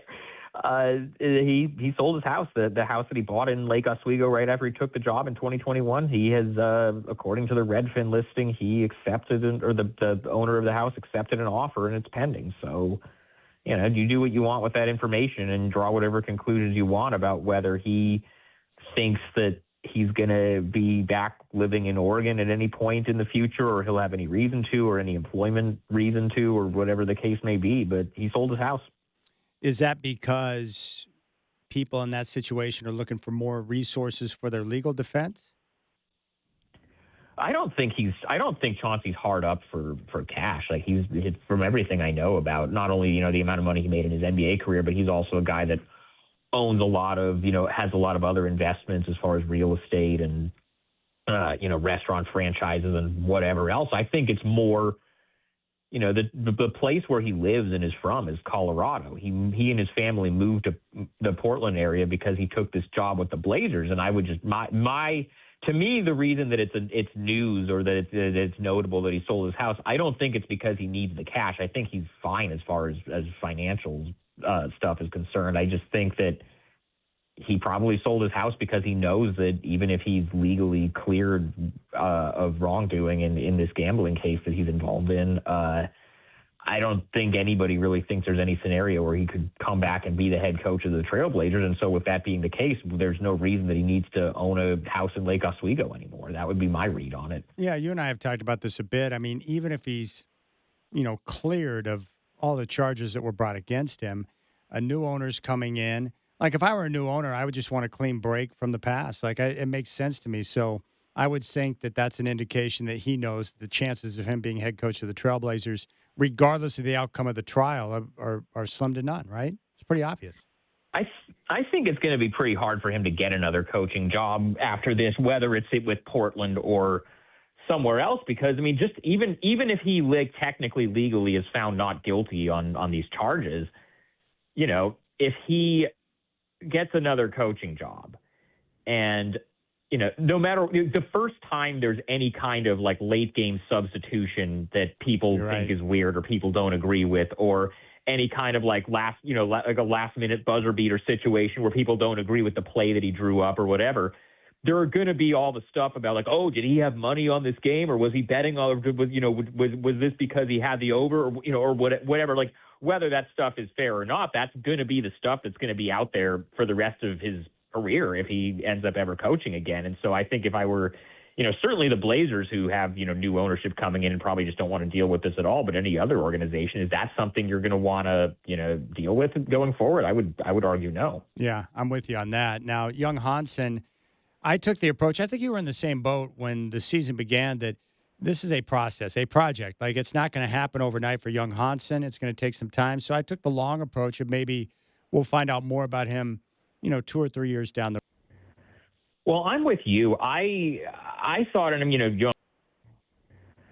Well, I'm with you. I thought in him, you know, going back to Chauncey for a second, I think Chauncey kind of put him in a bit of a tough spot at his intro. Because if you remember his introductory press conference, you know, Joe Cronin and Mike Schmitz and that, you know, the whole front office staff the whole time have been saying, you know, this is a long-term play. We think he has a lot of upside. We think it's going to take him some time. Remember, Chauncey said at his introductory press conference that he doesn't think Hansen is a project and that he would feel comfortable playing him in a real game right now. And I think between that and how good he looked at Summer League, I think that gave people some unrealistic expectations of how ready to contribute to a playoff team he was going to be right away. So there's that part of it. But I will say the last week there's been a lot of reason for optimism about him. I went to the Remixes game on was it Wednesday or whatever day it was last week. Great job of covering that too, by the way. That was cool. Yeah, so I went to that game and he looked really good. He had some, you know, his defense he was still a little bit slow on defense, but you know, talking to Jonah Hersky, the head coach of the Remix after that game, they were encouraged with it. And you look at his numbers and, you know, had some highlight plays. He had a pass that he threw, you know, one of those one-handed, like kind of highlight passes to Romeo Weems for a dunk. And then he had a little pick and roll with somebody that he ended up getting a layup out of it. Like he did a lot of the things that he did at Summer League in that Remix game. But the thing that I was really encouraged about with him was last night in Memphis, or yesterday afternoon, I guess I should say, but he gets his first start because Donovan Clingan and Rob Williams are both out. That was not part of the plan. They were hoping to keep him in Portland for this past weekend because the Remix had another game yesterday at Child Center that they were, you know, hoping to have him play in. But then, you know, when you lose Clingan and you lose Rob Williams, you have no choice but to bring him back. And then you have him make his first start, and you're going against Zach Edey, who, you know, that's you know, asking, you know, a big man a 20-year-old big man who has, you know, only played kind of spot minutes so far in his NBA career. That's who you're expecting him to guard, you know, from a size standpoint and also just from a skill standpoint. You know, you look at how good Edey has been since he came back from the injury so far this season. That's a really bad spot for somebody with Hansen's inexperience to be in. And the first half of the game, it went about the way you thought it would. You know, Edey was just abusing him out there, and he picked up 4 fouls in 7 minutes in the first half. So, you know, it didn't seem like it was going great. And then in the second half, he comes out, and, you know, his box score numbers don't look spectacular. It's, you know, 4 points, 5 rebounds, 2 assists, you know, not crazy numbers, but you saw him start to make some plays. He had, you know, that rebound, and then he kicks it out to Sidy Cissoko for a 3. He has that spin move on Zach Edey in the post that gets an open dunk. You just see him start to kind of get more comfortable as the game goes on and start to figure some things out. So I think the fact that he was so bad in the first half and was so overmatched with Zach Edey and just kind of stayed with it and didn't let that, you know, completely take him out of the game, and then he, was able to do some good things in the second half. I think, for his first start and for as bad of a matchup as that is for somebody's first start to be, I think you have to be pretty encouraged by the way that it ended up going. All right, 2 quick hitters for you before you go, Sean. Number one, do you think Giannis will be dealt before the deadline? No, just because I don't think deals with that level of salary, I think are just really hard to do in season. I think the off season is when that's going to happen if it happens, but I don't think anything's going to happen in season. Okay, Chris Paul, is he going to wind up with another team before the end of the year? I have no idea, man. Like, I think with him, it's like, and you kind of, obviously it wasn't a great look that the Clippers just kind of sent him home in the middle of the night the way that they did.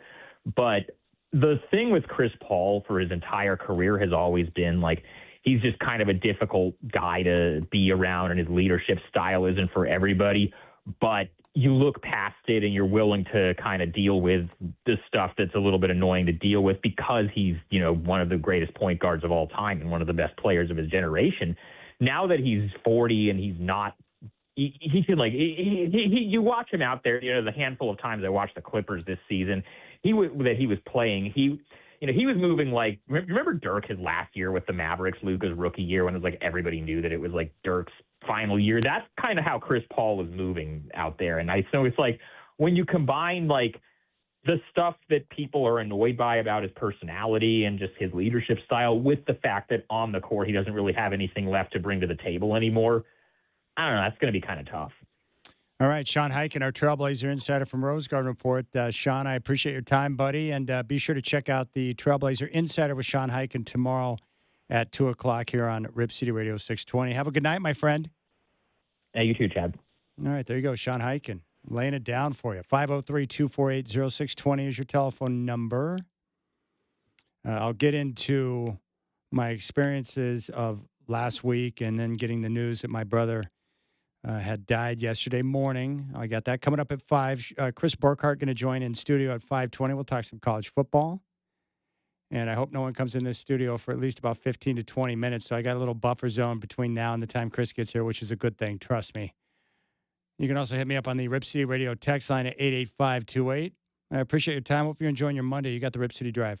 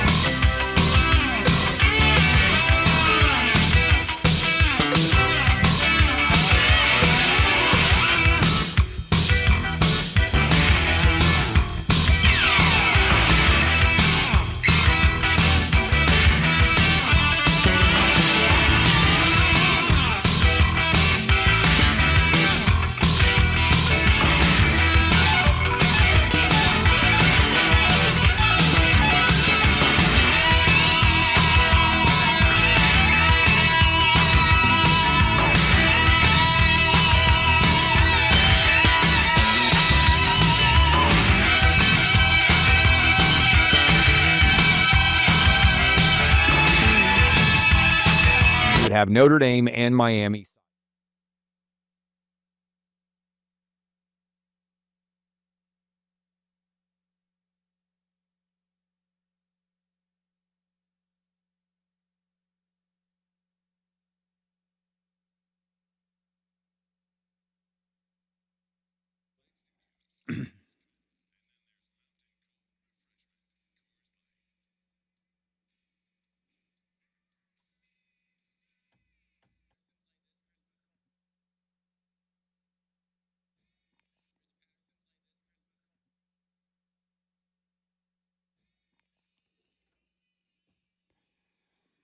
All right, just taking a look around the NFL. We're starting to get some clarity now on how the playoff picture is beginning to look. The number one seed is going to come down to New England and Denver. Those two teams are in a battle for the number one seed. But I think we're looking at a year in the AFC where you're going to have either New England, Denver, Houston, or Jacksonville in the Super Bowl and not have Kansas City, Baltimore, or take your pick, Buffalo, be a part of that mix. Buffalo, of those three, would have the best chance, but the problem is they've got too many warts right now. Their run defense is awful. They're still way too reliant upon Josh Allen. And so I would favor some of these other teams. Houston's defense is super legit. It's so good that it's probably one of those defensive units that could carry a team to a Super Bowl. Their offense leaves a lot to be desired. Their offensive line has been poor throughout the course of the year, but their defense really shut down the Kansas City Chiefs last night in that win. And the Texans now one of the hottest teams in football with 5 straight wins. The Patriots and the Broncos each have won 10 in a row. And the Seahawks and 49ers, 3 straight games. But as you know, at the beginning of the year, I said the Colts would be one of the worst teams in football. I was wrong about Indianapolis. I picked Houston to win the AFC South. But now it looks like it's going to come down to either Jacksonville or Houston. And Houston right now, one of the hottest teams in football. What was impressive about the game yesterday for Jacksonville, and we're seeing this now over the last few weeks where Trevor Lawrence is playing better football. Liam Cohen, their head coach, has done a heck of a job. They can run the football. Trevor Lawrence is making better decisions. Jacoby Myers has been great for that offense. And their defensive line can create some havoc. So very impressed with Jacksonville. Now with the Colts, their season's over now. And it sucks because Daniel Jones was having a resurgence.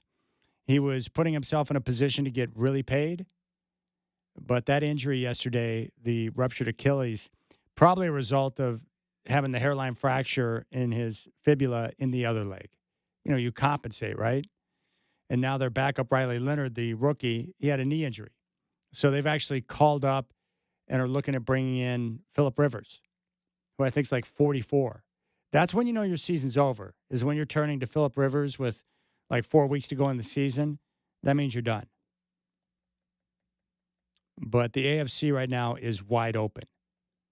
New England, Denver, Houston, and Jacksonville look like the 4 teams that are going to be in contention. Throw Buffalo in there, but again, they've got so many warts. And you've got that big game coming up on Sunday. New England won the first matchup of the year between the Bills and Patriots in Buffalo, and now you get the game back in New England. And I think right now New England's like a 1-point favorite. That game's critical. That is a critical football game. I'm pulling for the Bills. I want the Patriots to lose a game because if the Broncos wind up with the exact same record as New England, they get the number 1 seed. And getting the bye week and getting 2 games at home is a significant advantage. But Kansas City's done. They're 6-7. The Chargers are a playoff team. They're 8-4, and they got the Eagles tonight at home. But their offensive line and the injuries they've suffered are probably too much for them to be considered a legitimate Super Bowl candidate. In the NFC right now, Green Bay at 9-3-1. You've got Seattle and the Rams both at 10-3. The Hawks, if they win out, would get the number 1 seed in the NFC playoffs.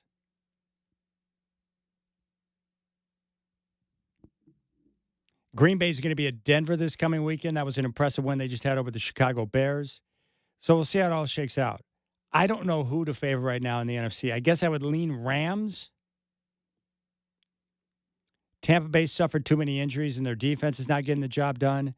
And Green Bay looked much better on offense. Jordan Love made some big-time throws yesterday. And Chicago's squarely in the playoff mix. And Philadelphia, we're going to find out more. The problem I have with the Eagles, not their defense. They pressure the quarterback as well as anybody. But they just haven't been able to hit on their offense yet. They can't run the football like they did last year. They're just not sustaining drives. So we'll see what they can do tonight against the Chargers, but that's been a source of frustration. So really, I think the NFC, in terms of legit Super Bowl contenders, Philadelphia, Green Bay, Rams, Seahawks, and I guess you can throw the 49ers in the mix. They've won 3 straight games, like the Hawks have. Kyle Shanahan's coaching his tail off. And Robert Saleh has done a heck of a job with the defense. And they've had so much to overcome as a coaching staff because of all the injuries. But the NFL is upside down this year. All the teams that we thought in the AFC would be the teams to beat are not. And in the NFC, we're starting to see other potential contenders emerge. I think we knew Green Bay and Philadelphia would be a factor going into the year. But to see the Rams and the Seahawks and the 49ers all in a position to make noise is pretty awesome. And maybe Carolina now, with the injuries the Bucs have suffered, maybe they can rise up and grab the NFC South. But I think the AFC is, much more competitive at the top this year than what we're seeing in the NFC. But Philadelphia, I still respect them because of their roster and the way they play defense and the way they pressure the quarterback. It's just frustrating to watch their offense right now because they got the players. They just haven't had the production. And that's going to be a tough game for Denver. Green Bay at Denver. I think the Broncos right now a 2.5-point underdog at home. They've won 10 straight. Can they make it 11? We shall see. And with the Patriots, they're ahead of schedule. But they're opportunistic, getting great play from their quarterback, Drake May. And I think Mike Vrabel is, proving why he is one of the best coaches in football. And that kickoff, it's coming up here in about 20 minutes. Eagles at the Chargers tonight. And for the Chargers, of course, Justin Herbert's going to play. Between their coach and their quarterback, Jim Harbaugh and Justin Herbert, they both think alike. They're both tough guys. They both want to exude toughness. Herbert had surgery on his left hand earlier in the week, and he's active and going to play tonight and make the start. And Jim Harbaugh just loves that kind of stuff because those guys are tough. But we'll see, man. I'm a big fan of Justin Herbert. I love watching him play, but he's going to have to make big plays tonight. And he continues to be under siege because of that offensive line. And the Eagles are going to put pressure on him tonight. So my question is, can the Chargers protect Herbert enough to where he can make some big-time throws on third down? Can they run the football to provide a little bit of balance against that Eagles defensive front? And then for the Eagles, the Chargers secondary, which is so good, can they move the football and extend drives on third down through the air? But the Eagles, it's bizarre. They've lost back-to-back games, sitting at 8-4, in control of the NFC East, and yet they leave us wanting more. So we'll see. 503-248-0620 is your telephone number. I do love some of these college football matchups. Oregon going to take on James Madison. If they win, they'll advance to take on Texas Tech, and that's going to be a big-time game because Texas Tech spent money in the offseason on that defensive front. They're aggressive, they're fast, they're physical. That's going to be a good game between Oregon and Texas Tech. Let's go out to the phones. Tony in Boring, who's a Bears fan. Tony, I appreciate the call, my friend. You're up on the Rip City Drive. What's on your mind? Hey, good afternoon, Chad. First off, just want to say condolences to you and the loss of your brother. It's tough. It was a blessing to go down there and see him before he passed away. But yeah, just condolences to you and your family. I appreciate that, Tony. Thank you, buddy. Yeah, sports-wise, first off, Blazers, that was really cool Friday. Kevin's doing okay, but to hear Travis on the TV call, don't get to hear that guy very much, and I love listening to him. I like his more of a classic approach, I guess you might say, to calling a game, but that was enjoyable. I don't know if you were able to take that in or not. Yeah, it was terrific. The Ducks. It's all laid out, right? You got the potential for your revenge game against Indiana, And, it's either going to be probably Georgia or Ohio State. And to finally get over on one of those teams to win it all would be something special. My Bears, I'm proud of them in that loss to Green Bay. When it was sitting 20-20, I told my daughter, I said, if they don't pull this out, I'm good. Like, they were right there, a couple plays, either tie it or win it. They were right there, a couple plays, either tie it or win it. That was pretty badass. Despite what other people say, I think that was probably Caleb's best game. And I'm not talking about his stats. Like, I watch everything what comes to and his growth and development. The decision making is what's key with that guy. And he's a great runner, but he does it to a detriment. He is not doing that. He's getting rid of the football finally and moving on in the next play. That's some serious growth, and I'm really, really excited about the future for this team. Oh, you should be, Tony. Caleb Williams was great yesterday. The whole operation, decision-making, the accuracy, made some big-time throws, and that's what coaching will do. Ben Johnson is looking like a coaching superstar right now with the work he's done with the Bears, and Caleb Williams, who are right in the thick of things in the NFC. All right, we'll keep things rolling. Big thanks to Tony, 503-248-0620. Chris Burkhardt's going to join us at 5:20. You got the Rip City Drive.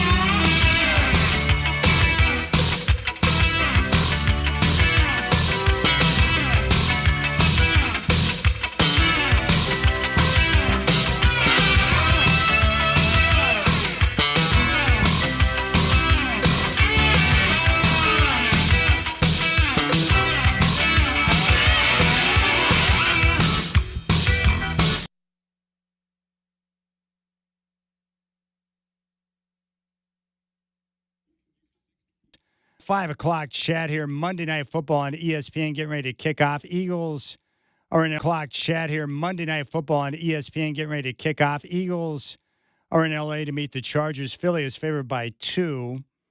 Justin Herbert is active and will make the start tonight after having surgery on his left hand earlier in the week. Elsewhere, Colts quarterback Daniel Jones is out for the year now. Suffered a torn Achilles in yesterday's loss to Jacksonville. Riley Leonard, his backup, suffered a knee injury. His status for next weekend is unknown. They have called and contacted Phillip Rivers, who could be joining the team. Shedeur Sanders, it was announced, will remain the starter for the Browns for the rest of the season. College football playoff is set. Oregon's going to host James Madison. That'll be 4:30 kickoff on December 20th down at Autzen Stadium. They're favored by 21. And Notre Dame is elected not to play in a bowl game after being left out of the college football playoff. The Blazers will have 3 days off. They'll be back at it Thursday in New Orleans against the Pelicans. Tip-off at 5.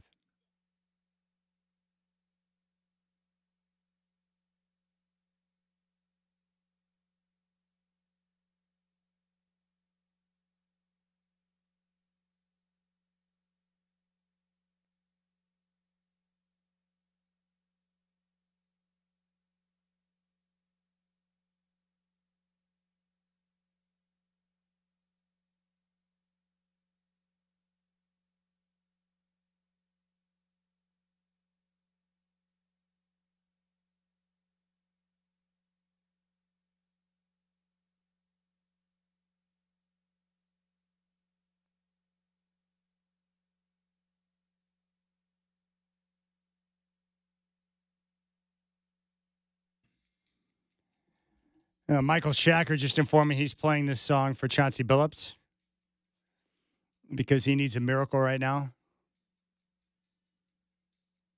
Maybe not really. You got some clowns prosecuting him. I think he can get off. The Southern District in New York has a lot of power. I don't know. We'll see what happens. I want him to be exonerated and found innocent. I like Chauncey Billups.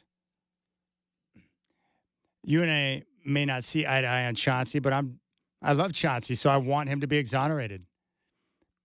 I do not want to live in a world where Chauncey Billups was knowingly luring people into rigged poker games. I don't want that type of world. Yeah, they need evidence that we haven't seen yet. I don't think that, from what we know, I don't think there's enough. Well, we shall see. And hopefully he will be exonerated and found innocent. Even if he is fully exonerated, he's not going to coach the Blazers again. I would doubt that with a new owner coming in. Telephone number 503-248-0620. Chris Burkhardt is here. He'll join me in studio coming up here in 15 minutes. He's got thoughts on the very quick and efficient sale of Chauncey Billups' home in Lake Oswego. If you want to reach out to me, I've got the Rip City Radio text line at 88528. Also had a couple of nice messages come in. Scotty Bethune says, condolences to you and the family, my friend. Scotty, I appreciate that. Got word yesterday morning. I was sitting and having my morning cup of coffee, trying to get the cobwebs to lift out of my brain, which is pretty much every morning.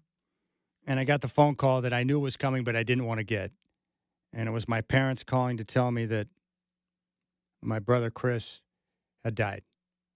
And it was cancer that took his life. And he was only 53 years old. So last week, my parents have been down there now for about 2 months to be with him and to assist him because he was suffering. And it had only been for about the last couple of weeks or so that he was on hospice. And thankfully, the hospice service was terrific. They were coming in, every day over the last few days, but every other day they were coming in to drain his lungs, provide assistance, give him medication to help with the pain and the suffering. And when my parents got there, after about a month, my dad informed me that it wasn't looking good. In fact, it was looking really bad. And so I made the decision that I had to book a trip to get down there because I wanted to see my brother and spend some time with him before he died. And of course, I prayed for that not to happen. I prayed and asked, the Lord to heal him. And I know that my brother enjoyed life. He enjoyed his work in the woods as a park ranger. He enjoyed being outdoors. He enjoyed his photography. He enjoyed taking care of the land. He loved the animals. I mean, he was in his element out there. And I always respected my brother because, he was like a wallflower where he could go anywhere and, blend in like a chameleon. No fear. He'd go anywhere in the world. He traveled a lot during his time in the Army, and he ended up setting up shop on the other side of the country. So once he graduated from high school, I didn't really get an opportunity to spend too much time around him because we lived on opposite sides of the country. He spent a lot of time in Illinois and then ended up settling down in Georgia. Now, the fortunate part is that he was in Georgia not far from my cousin Mark, who is a terrific family member and someone that I had a chance to grow up around. I was real close with his dad, my Uncle Howard. But I learned something about the importance of family and how much of a blessing it can be when you've got family members that you can rely upon during a tough time. So my brother, he's down in Georgia out in the woods, right, as a park ranger. And he got the diagnosis of cancer. It started out as colon cancer, and then it spread throughout his body. Well, as his condition worsened and he got to the point where he couldn't work, my cousin Mark opened up his home to him. And my cousin Mark's got two different places of residence. His main home down in Florida. My cousin Mark was a cop in Miami for 38 years and retired recently. But he's a hillbilly in every sense of the word. He's a redneck. And he loves being up in the mountains in Georgia, in Ellijay, Georgia. Small town, beautiful area. And he's bought up, several acres up there in the foothills above Ellijay. And so my brother, once he got sick and couldn't work and needed a place to rest, my cousin Mark opened up his home to him. And that turned out to be a major blessing over the last few months as my brother's condition deteriorated. And when my parents went to Georgia to be with my brother, my cousin Mark opened up his home to them as well. So my parents have been there at my cousin Mark's house for the last couple of months, preparing for what took place yesterday. But I didn't know when to go. I was trying to find a spot in my schedule because my work schedule is so busy. And, it's expensive to travel last second. But I made the decision to go down last week because I didn't want to risk not having an opportunity to spend time with my brother. And so I went down. I got there on Monday, and I flew into Chattanooga, Tennessee, which is like an hour north of Ellijay, Georgia, rented a car, and then drove down. So I was there Monday, Tuesday, and Wednesday night. Had a chance to spend time with my brother on Thursday morning before I had to drive back to the airport. And for the most part, my brother was, alert, awake sometimes, and knew who I was. He knew what was going on. We watched some television programs together. We talked a little bit, but there were times where he would be sleeping. I just set up in the room next to him. There was a twin bed next to where my brother was at. And so I just stayed in the room, for like 8 hours at a time just to be next to him. And then before I left, I had a chance to hold onto his arm. And that was really difficult because he had lost so much weight. He was like 100 pounds. But I held onto his arm and, I leaned over him and was looking in his eyes before I left. And I just said, hey, thanks for being my big brother. And I love you with all of my heart. And I knew that in that moment when I was saying bye to him and he was saying bye to me, that when I walked out of the room, that was the last chance I was going to have to see my brother because his condition was getting worse. And so when my parents called yesterday, I talked to my dad, and I guess the last 12 hours to 24 hours was really tough because my brother was in a lot of pain. They increased the morphine, and he was struggling throughout the course of the night because he knew he was dying, and he was close to dying, but he was fighting it. And then my mom and dad and my aunt and uncle, my cousin Mark, they were around him when he took his last breath. And, for me, my brother and I, we weren't like best friends. Like I know a lot of siblings that are inseparable, like really close, like best friends. And that's not how I would describe my relationship with my brother. He was older when we were growing up. We fought a lot as we were growing up. And so we were never super tight, but we maintained a relationship over the years. And, you know, it was nice because as we got older, and then there were those moments where we were together for holidays or different periods, like it was nice because we got to spend time together. And so I just tried to think about over the last week, especially when I was down there in Georgia, of all the different times. I was trying to think of all the different memories and trying to go back and write things down so I could remember and jar my memory for different things that he and I had done together. You know, we used to live in Colorado, so one of the things I really enjoyed was we'd go skiing all the time. My dad would take us up, and my brother was a really good skier, and he would let me go with him, but he's like, hey, you got to keep up. And so his, you know, pressure on me to keep up, it forced me to become a better skier. And we got to the point where he and I could fly down the mountain regardless of the run or what was in front of us with no fear. And so I enjoyed that. The skiing times together. We'd go up camping when we lived in Colorado, and he and I would, you know, climb mountains and go up different, you know, rocks and these different things. We'd take showers under, you know, remote waterfalls in the icy cold Rocky Mountain water. And I remember, you know, one time when he was still living in Chicago, he was a Bulls fan, but I had a chance to take him to a Blazer game when I had first started working in the media, and I got him a press pass. And so he was able to go back, you know, behind the scenes, and he got a sweet picture of Scottie Pippen. And so it's just cool to be able to share that moment with him so he could kind of see what I was hoping to do and get behind the scenes at an NBA game. He enjoyed that. So I just try to remember all the good memories. I'll tell you one thing, all the fighting and things that we used to fight about when we were younger and battle about, none of that mattered when I was with him. I just wanted him to be okay. And I saw his desire to keep living because he wanted to live. And his son, Cole, is only 16 years old. And Cole had a chance to spend a lot of time with him before the end. But I don't think my brother really wanted Cole to see him looking the way he did. A shell of his former self because of the cancer and the way it had ravaged his body. I'll tell you one thing, I have a lot more compassion for, you know, those suffering from cancer. When you see it up close and how it destroys the body, you're like, F that, man. Horrible. It's horrible. He made me promise to go and get a screening, to get a colonoscopy. So I'm looking forward to that procedure coming up on December 30th. So I told him when I was down there that I had it scheduled and that I was good to go. But I guess, you know, the regret, I regret not making more of an effort to connect with him on a deeper level over the course of time, you know, because I did not. I didn't make that effort the way that I probably should have, but he and I weren't close. But I regret it now because I don't have time to be able to make that up. I don't have time to connect with him on a deeper level because he's gone. You know, probably one of the more difficult things yesterday in my lifetime, you know, my dad is, well, I think he's the greatest dad ever, you know, just like a lot of us do.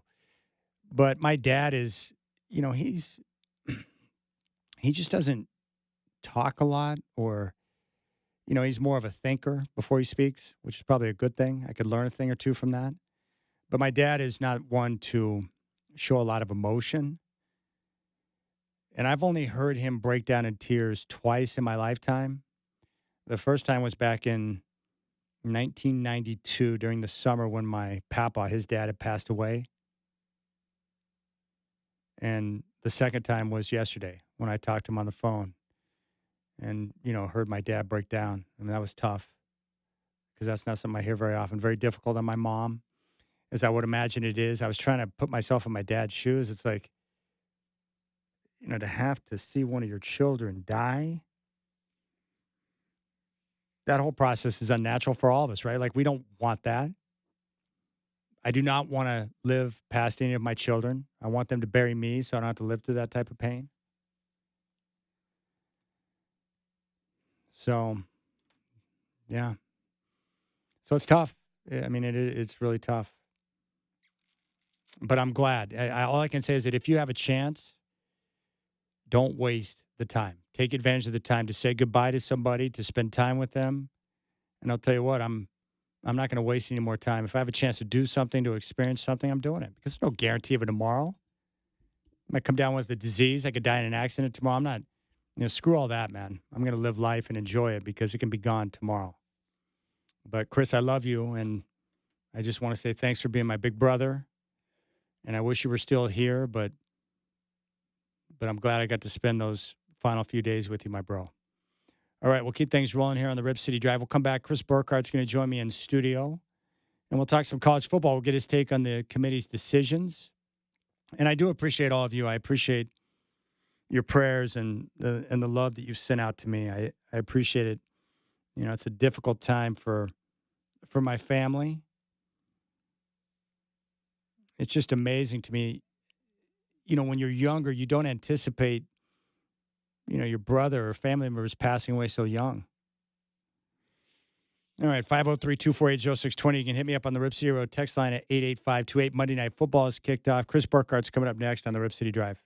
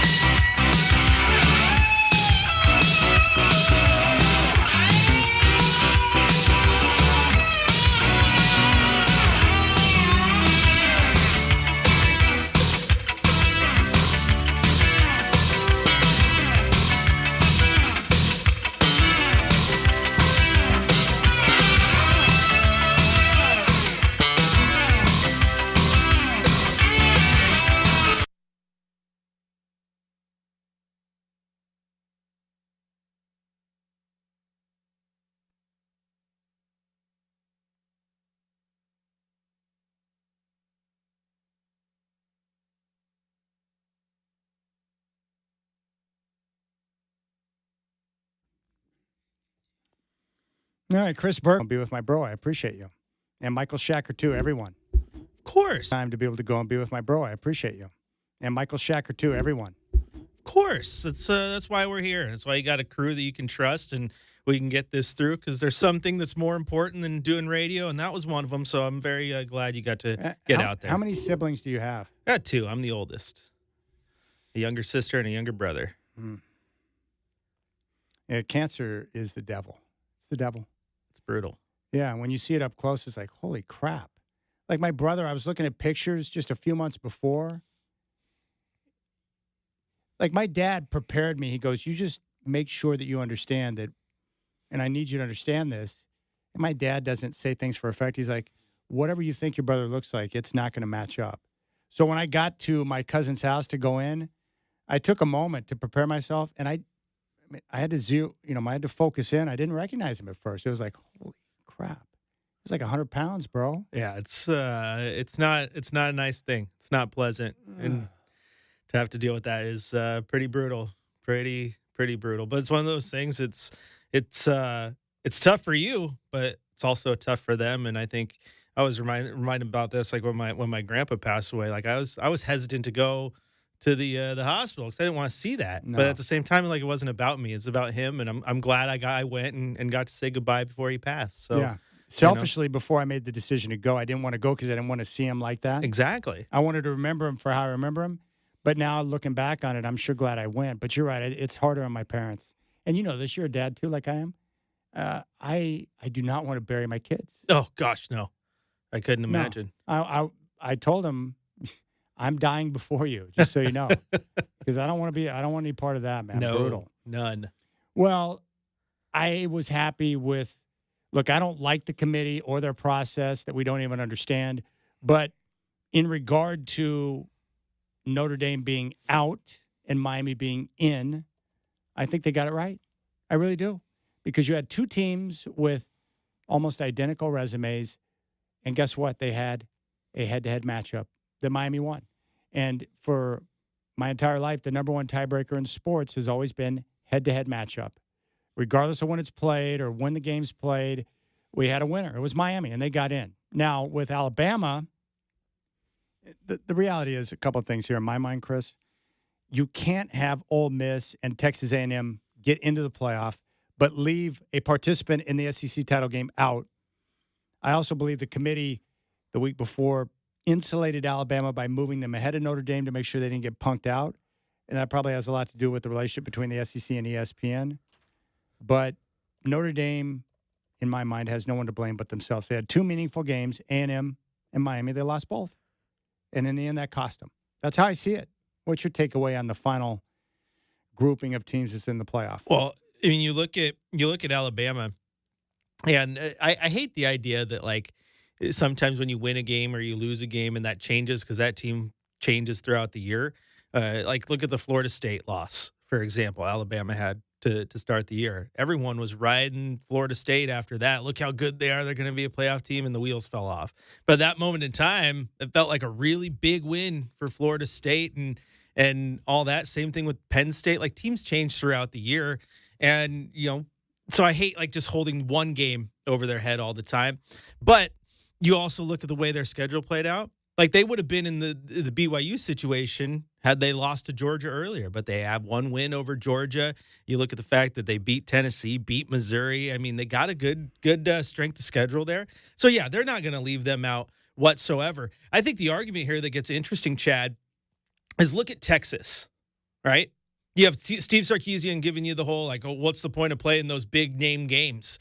We lost to Ohio State and it hurt us. At the same time, playing Notre Dame and beating them helped Miami.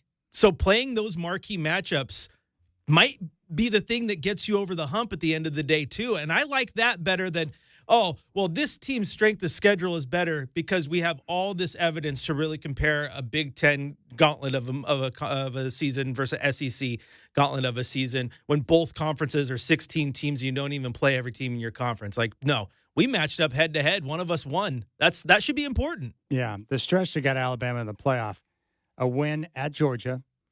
They beat Vanderbilt, won at Missouri, beat Tennessee. They won at South Carolina.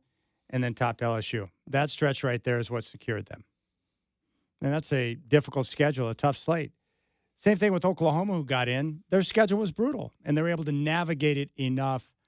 And I don't like these, what-if scenarios. Like, if Notre Dame and Miami played today, I think Notre Dame would win. I do too. But we don't know that, right?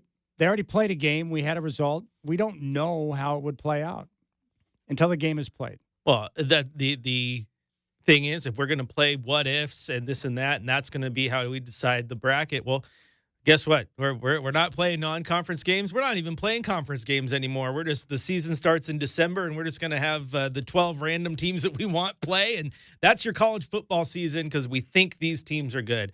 No, we don't have to think about what team is better because, as you said, they played each other, and one of them won. Yeah. I don't have a problem with James Madison or Tulane getting in. I mean, that was set up that way. Those are based on the rules. The ACC should be blamed because they allow tiebreakers, their whole setup, for a team like Duke with 5 losses to get into the title game. They beat Virginia, and then on top of that, the committee's faced with the possibility of leaving an ACC team out. One thing I'm certain of when the playoff was created, in no way, shape, or form was it set up to leave one of the top 4 conferences in a situation where they had no participants. So that was another avenue for the committee to get Miami in so they have ACC representation. Well, and they're lucky that BYU lost. Because if BYU won, both Tech and BYU get in. Both Tech and BYU are in, and then you get that Duke win, and you're getting both those G6 teams. Miami might have been left out at that point. You're lucky BYU lost. Yeah. Yeah, there's no question. Well, I'll tell you what, Oregon's going to get matched up with James Madison. That second-round matchup between Oregon and Texas Tech it's got delicious written all over it. I think Texas Tech is the sleeper of the entire playoff, man. They are, and that's the great point to bring up here. I know Duck fans maybe not as familiar with Texas Tech. They spent the second most money in the entire country in NIL dollars, and it paid off because their defensive front is nasty. They're very fast on defense, and they have great balance on offense. That's a legitimate title contender. They're really good. The very, very good team. Both sides of the ball. That defense is good enough to give anybody fits. Yes, very much so. So that's shaping up to be quite the healthy battle there. The other thing that jumped out at me is I just continue to be amazed at Curt Cignetti. What a win for that program to beat Ohio State, win their first Big Ten championship in like 60 years, and they're sitting there undefeated as the number 1 seed, Indiana. And in 2 years, playoff in the first year, best team in the country the second year going to the playoff. Like, Cignetti's a freak. I got into a good debate on social because you know how fans are. Their team's the best no matter what. And this was Duck fans arguing with Indiana fans. Oh, yeah, it was one bad game. They won that day. But if Oregon and them matched up right now, they would obliterate them. I'm like, okay, get your duck-colored glasses off. You're talking about an undefeated team with 2 wins over teams that are currently in the top 5 in the CFP, going to the playoffs, and they outcoached you on your own home turf. Like, do I think Oregon wins a matchup with Indiana? Do I think they can? Absolutely. But it's not like Oregon goes in there and wins 8 out of 10 times. That's like a 50-50 matchup. It's good football, man. No, Indiana's proven one thing so far this year, that as of right now, they are the best team in the country. Yeah. Now, does my brain understand that? No. No. But when they went into Oregon, I think what that game did, the win over Oregon was wildly impressive because they did what nobody thought was possible. They went in and physically dominated that game. They dominated the Ducks physically and made all the big plays and recovered from that pick 6 late in the game. Mendoza made big throws. Mm-hmm. They impressed the heck out of me. And after seeing that, and then they progressed throughout the year in the win over Ohio State. Yeah, I've got nothing but good things to say about Indiana. They're legit. That is a legitimate title contender. There's no question about it. And be careful what you wish for, because if you draw Indiana, they have the ability to F you up. You got to watch out. That's a tough team. And Cignetti is he's a witch of a coach, man. Yeah, and you and I have talked about this multiple times, Chad, but I'm looking at the bracket right now and trying to do this respectfully. It's like outside of those 2 G6 teams, you can make a case for every single team in that bracket to make a run to the national championship game and win it. 100%. It's beautiful. Even Oklahoma, who's not great offensively, their defense is so dominant that that's going to keep them in every single game they play. Alabama's got the talent to be as good as anybody in the country. Ole Miss has been one of my favorite teams to watch throughout the course of the year. We'll see what the impact is of not having Kiffin on the sideline, but they've been sensational throughout the course of the year with Chambliss and the rest of that group, and they got some physical players on defense. Texas Tech is legit. Yeah, Indiana, Ohio State, no question about it. Oregon's been great. Like, think about what Oregon did. They lose to Indiana, they regroup and recover from that, and they've been better down the stretch after that loss. That loss was a good thing for the Ducks because now they go into the playoff playing good football. They're going to get a chance to get some rest, get guys ready to roll. The Ducks are a dangerous football team, too. And they rebounded from that game, and then you look at the game against Iowa. They dominated that game in a game that very well could have played out like it did against Indiana, where it's just a big team that loves to play in the trenches, hit you in the mouth. Like, Iowa's probably the best 4-loss team in the country. Dude. And is better than a lot of 3-loss teams. They had a gauntlet of a schedule. So I agree. You bring up a good point about the Iowa game. What I loved about that for the Ducks, they won that game playing Iowa-type football. And more than likely, that's the style of game you're going to have to play to beat Ohio State or Indiana if you face up with them. Low-scoring, defensive battle where every yard is going to count for something, and can you protect the football? You know, that's really what it's going to come down to. Because against those teams that are so good defensively, you're probably not going to put up 30-plus points. no. It's going to be a game in the teens, and it's going to be highly contested. Physical football.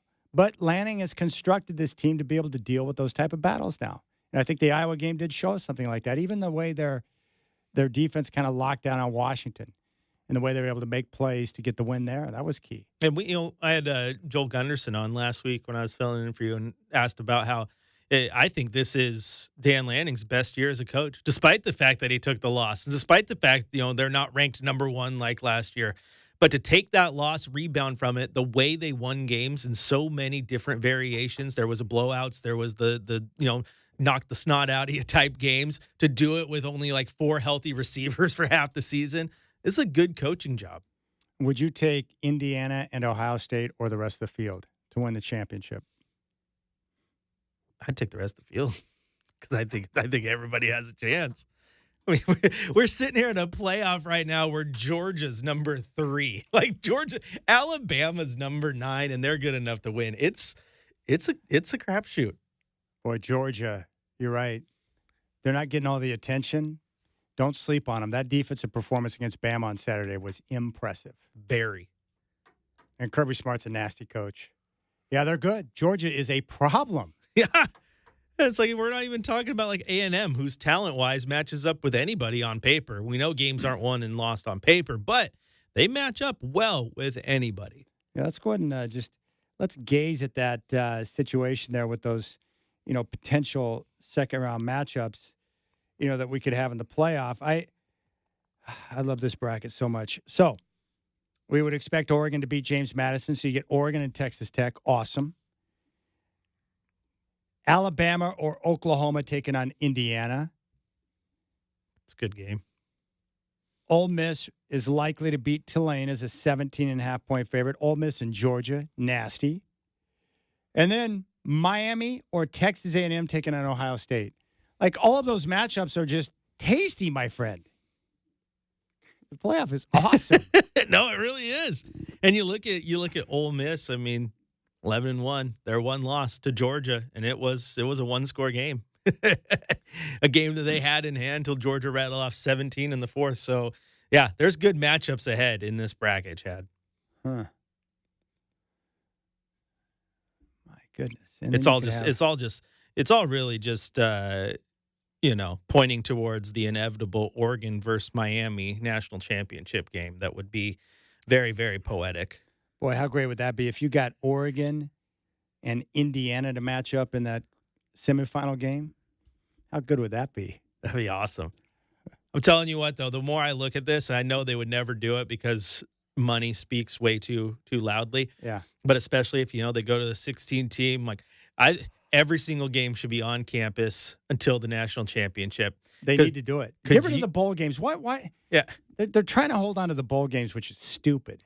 You know what is stupid is like they're trying to hold on to the bowl games for what? For money? Just okay. You could still sponsor it. Still the semifinal presented by Totino's or whatever it is. It's just, in Indiana. Could you imagine Oregon at Indiana semifinals looking for revenge against an undefeated Indiana team? Winner goes to the national championship, playing in the snow in early January. Hook it to my veins. It would be amazing. Yeah, those second round matchups in the quarterfinals, you'd have Oregon at Texas Tech, Bama or Oklahoma at Indiana, Ole Miss at Georgia, and then Miami or A&M at Ohio State on campus. Like, give us that, man. Mm-hmm. The bowl games they're just not cool, right?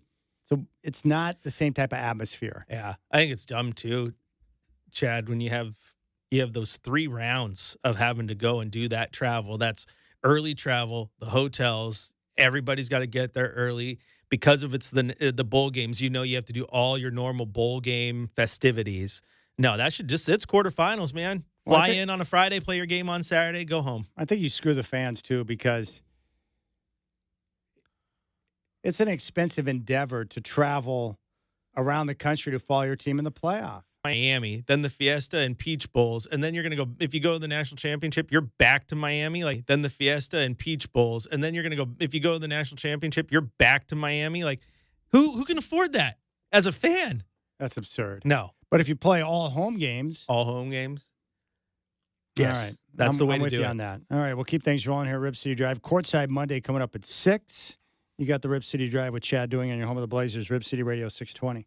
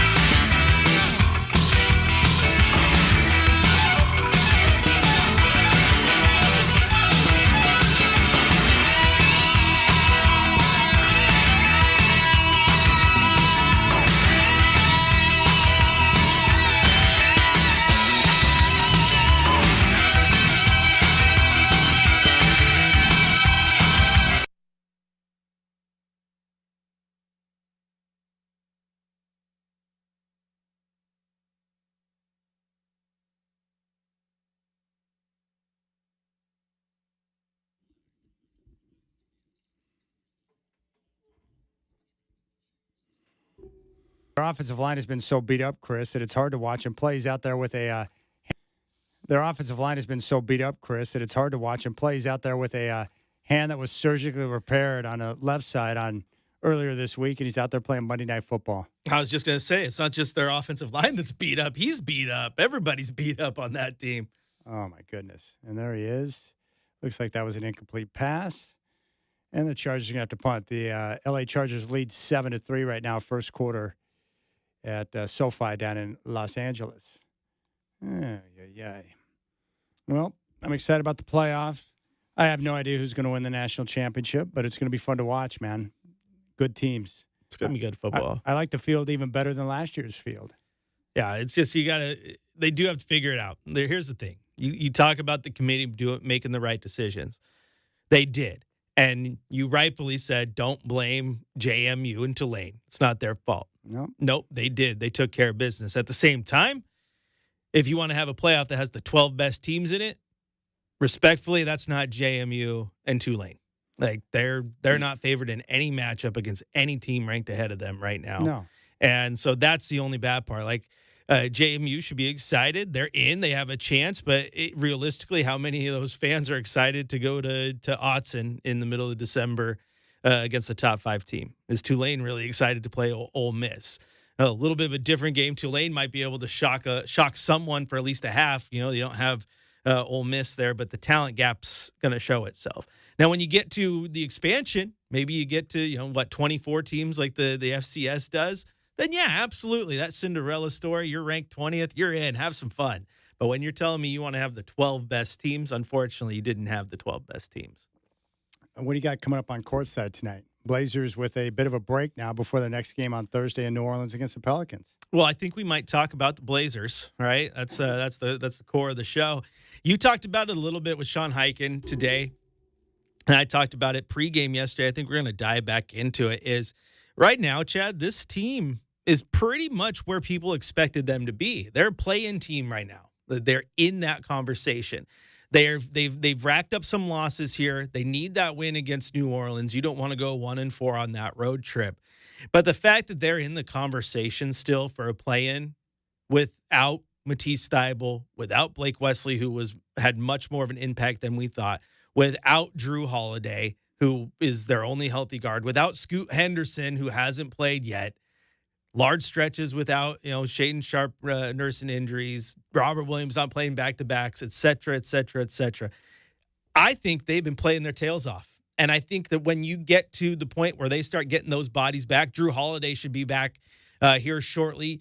My guess is you're probably getting Scoot back towards the turn of the calendar. Matisse is on his way too. And the schedule gets a lot easier than it has been through the first 2 months. They're going to get wins, and they're going to continue to be in that conversation. So I think there's better days ahead. I think what would be worse is if they did all these injuries and the team goes out there and the team isn't busting its tail. They're playing good basketball. You mentioned it too. We have seen this happen multiple times. Denny just gets tired at the end of games right now. Tumani gets tired at end of games because they don't have a lot of depth behind them. And I love what we get out of City Sissoko. I love Chris Murray. And quite frankly, I love the ovation that Young Hansen gets every time you play him. But we're talking about two-way guys, end of the bench guys who are in the... Young Hansen was starting a G League game like 4 days ago and then started that game in Memphis. That's not good for winning. No, and that's why I'm not concerned. This team's best basketball is ahead of them. Yeah. The plan was not to have Caleb Love, City Sissoko, and Young Hansen play extended minutes when the year began. They're doing it out of necessity right now. They're doing it out of necessity, and I'll tell you one thing. You look at those guys who are the fringe rotation guys, which is like Ryan Rupert, Chris Murray is been a rotation guy, and then City Sissoko. Those guys have all had a chance. Caleb Love is in that conversation, all had a chance to take the ball and run with it. Only one of those guys has said, yeah, I belong here. And to me, it's City Sissoko. He's been playing very, very good basketball, both sides of the floor. Chris Murray feels like he's kind of plateaued a little bit and offensively just isn't there. And Ryan Rupert looks like his development might have hit the wall. You got to take advantage of these runs. So I give those guys credit because they've been playing their tail off. But sometimes, again, respectfully, it's like you guys were signed to be the 13th and 14th guy on this roster, and now we have to play you 30 minutes because you're the fifth guy on the roster due to injuries. And Denny Avdia continues to impress. He's been so good this year. I would love to give Joe Cronin truth serum and then ask him, did you really expect Denny to be this good when you traded for him? I mean, he's putting up like Luka Doncic type numbers. Like every single night right now, it's 30 points, 8 rebounds, 7 assists, flirting with triple doubles. It's unreal what he's doing. And Jeremy Grant having his best season as a Trailblazer this year. I mean, he has changed his game dramatically. It's either he's shooting a three or he's attacking the rim. I would hope too, as the team continues to build itself and they get healthy and they figure out what they're doing, truly figure out what his future is. Is he still the trade piece that we think, or does the sixth man role fit him longer than we thought? Because him sliding into that sixth man role, I think has been great for him, and he plays it so well. I think he fits the six-man role perfectly. I don't know if he likes the six-man role, but he's been great. He's playing with energy. I mean, he's playing hard every night. Very impressive. Denny Avdia has been great. I think the progress of Klingon from year 1 to year 2 has been sensational. You could see when he's not playing how much they miss his rim protection and his rebounding. Yeah. He's been critical, man. Yeah, offensively still leaves a little bit to be desired. But he'll always be like that. Yeah, but we've seen him be a little more aggressive at the rim at times, which is good. I cringe every time he takes a three, even though he's hitting them decently this year. But I'm just like, you're 7 feet tall. You're a monster. Get in the paint. But you're right. He's taken the jump. Tumani Kamara, I know he gets a bad rap for people thinking that he is taking a step back. I don't think he has. I just think he's just all motor all the time, and I think he needs to learn a little bit of when to hit the brakes a little bit, lay off the gas, pace yourself, and understand, especially once the team gets healthy, that you don't have to be Superman. You don't have to do it all. Just do what you do well and do it amazing. His role, I mean, he's being asked to do so much right now, and he's suffering from what the rest of the guys are too, the fatigue level, right? Because those guys expending a lot of energy, guys like Denny and Tamani, because they have to do so much when they're out there on the floor. When they get some of their guys back, it's going to help him. Drew Holiday helps Tumani Kamara when he's out there on the floor. Yeah, I mean, but the thing is, too, Matisse Thybulle, and they don't play a ton together. They spell each other, helps him. And I think everyone was pleasantly surprised because no one expected Blake Wesley to be so much help defensively on that side of the ball. So you lose a couple of those guys, and, yeah, it's going to hurt Tumani a little bit.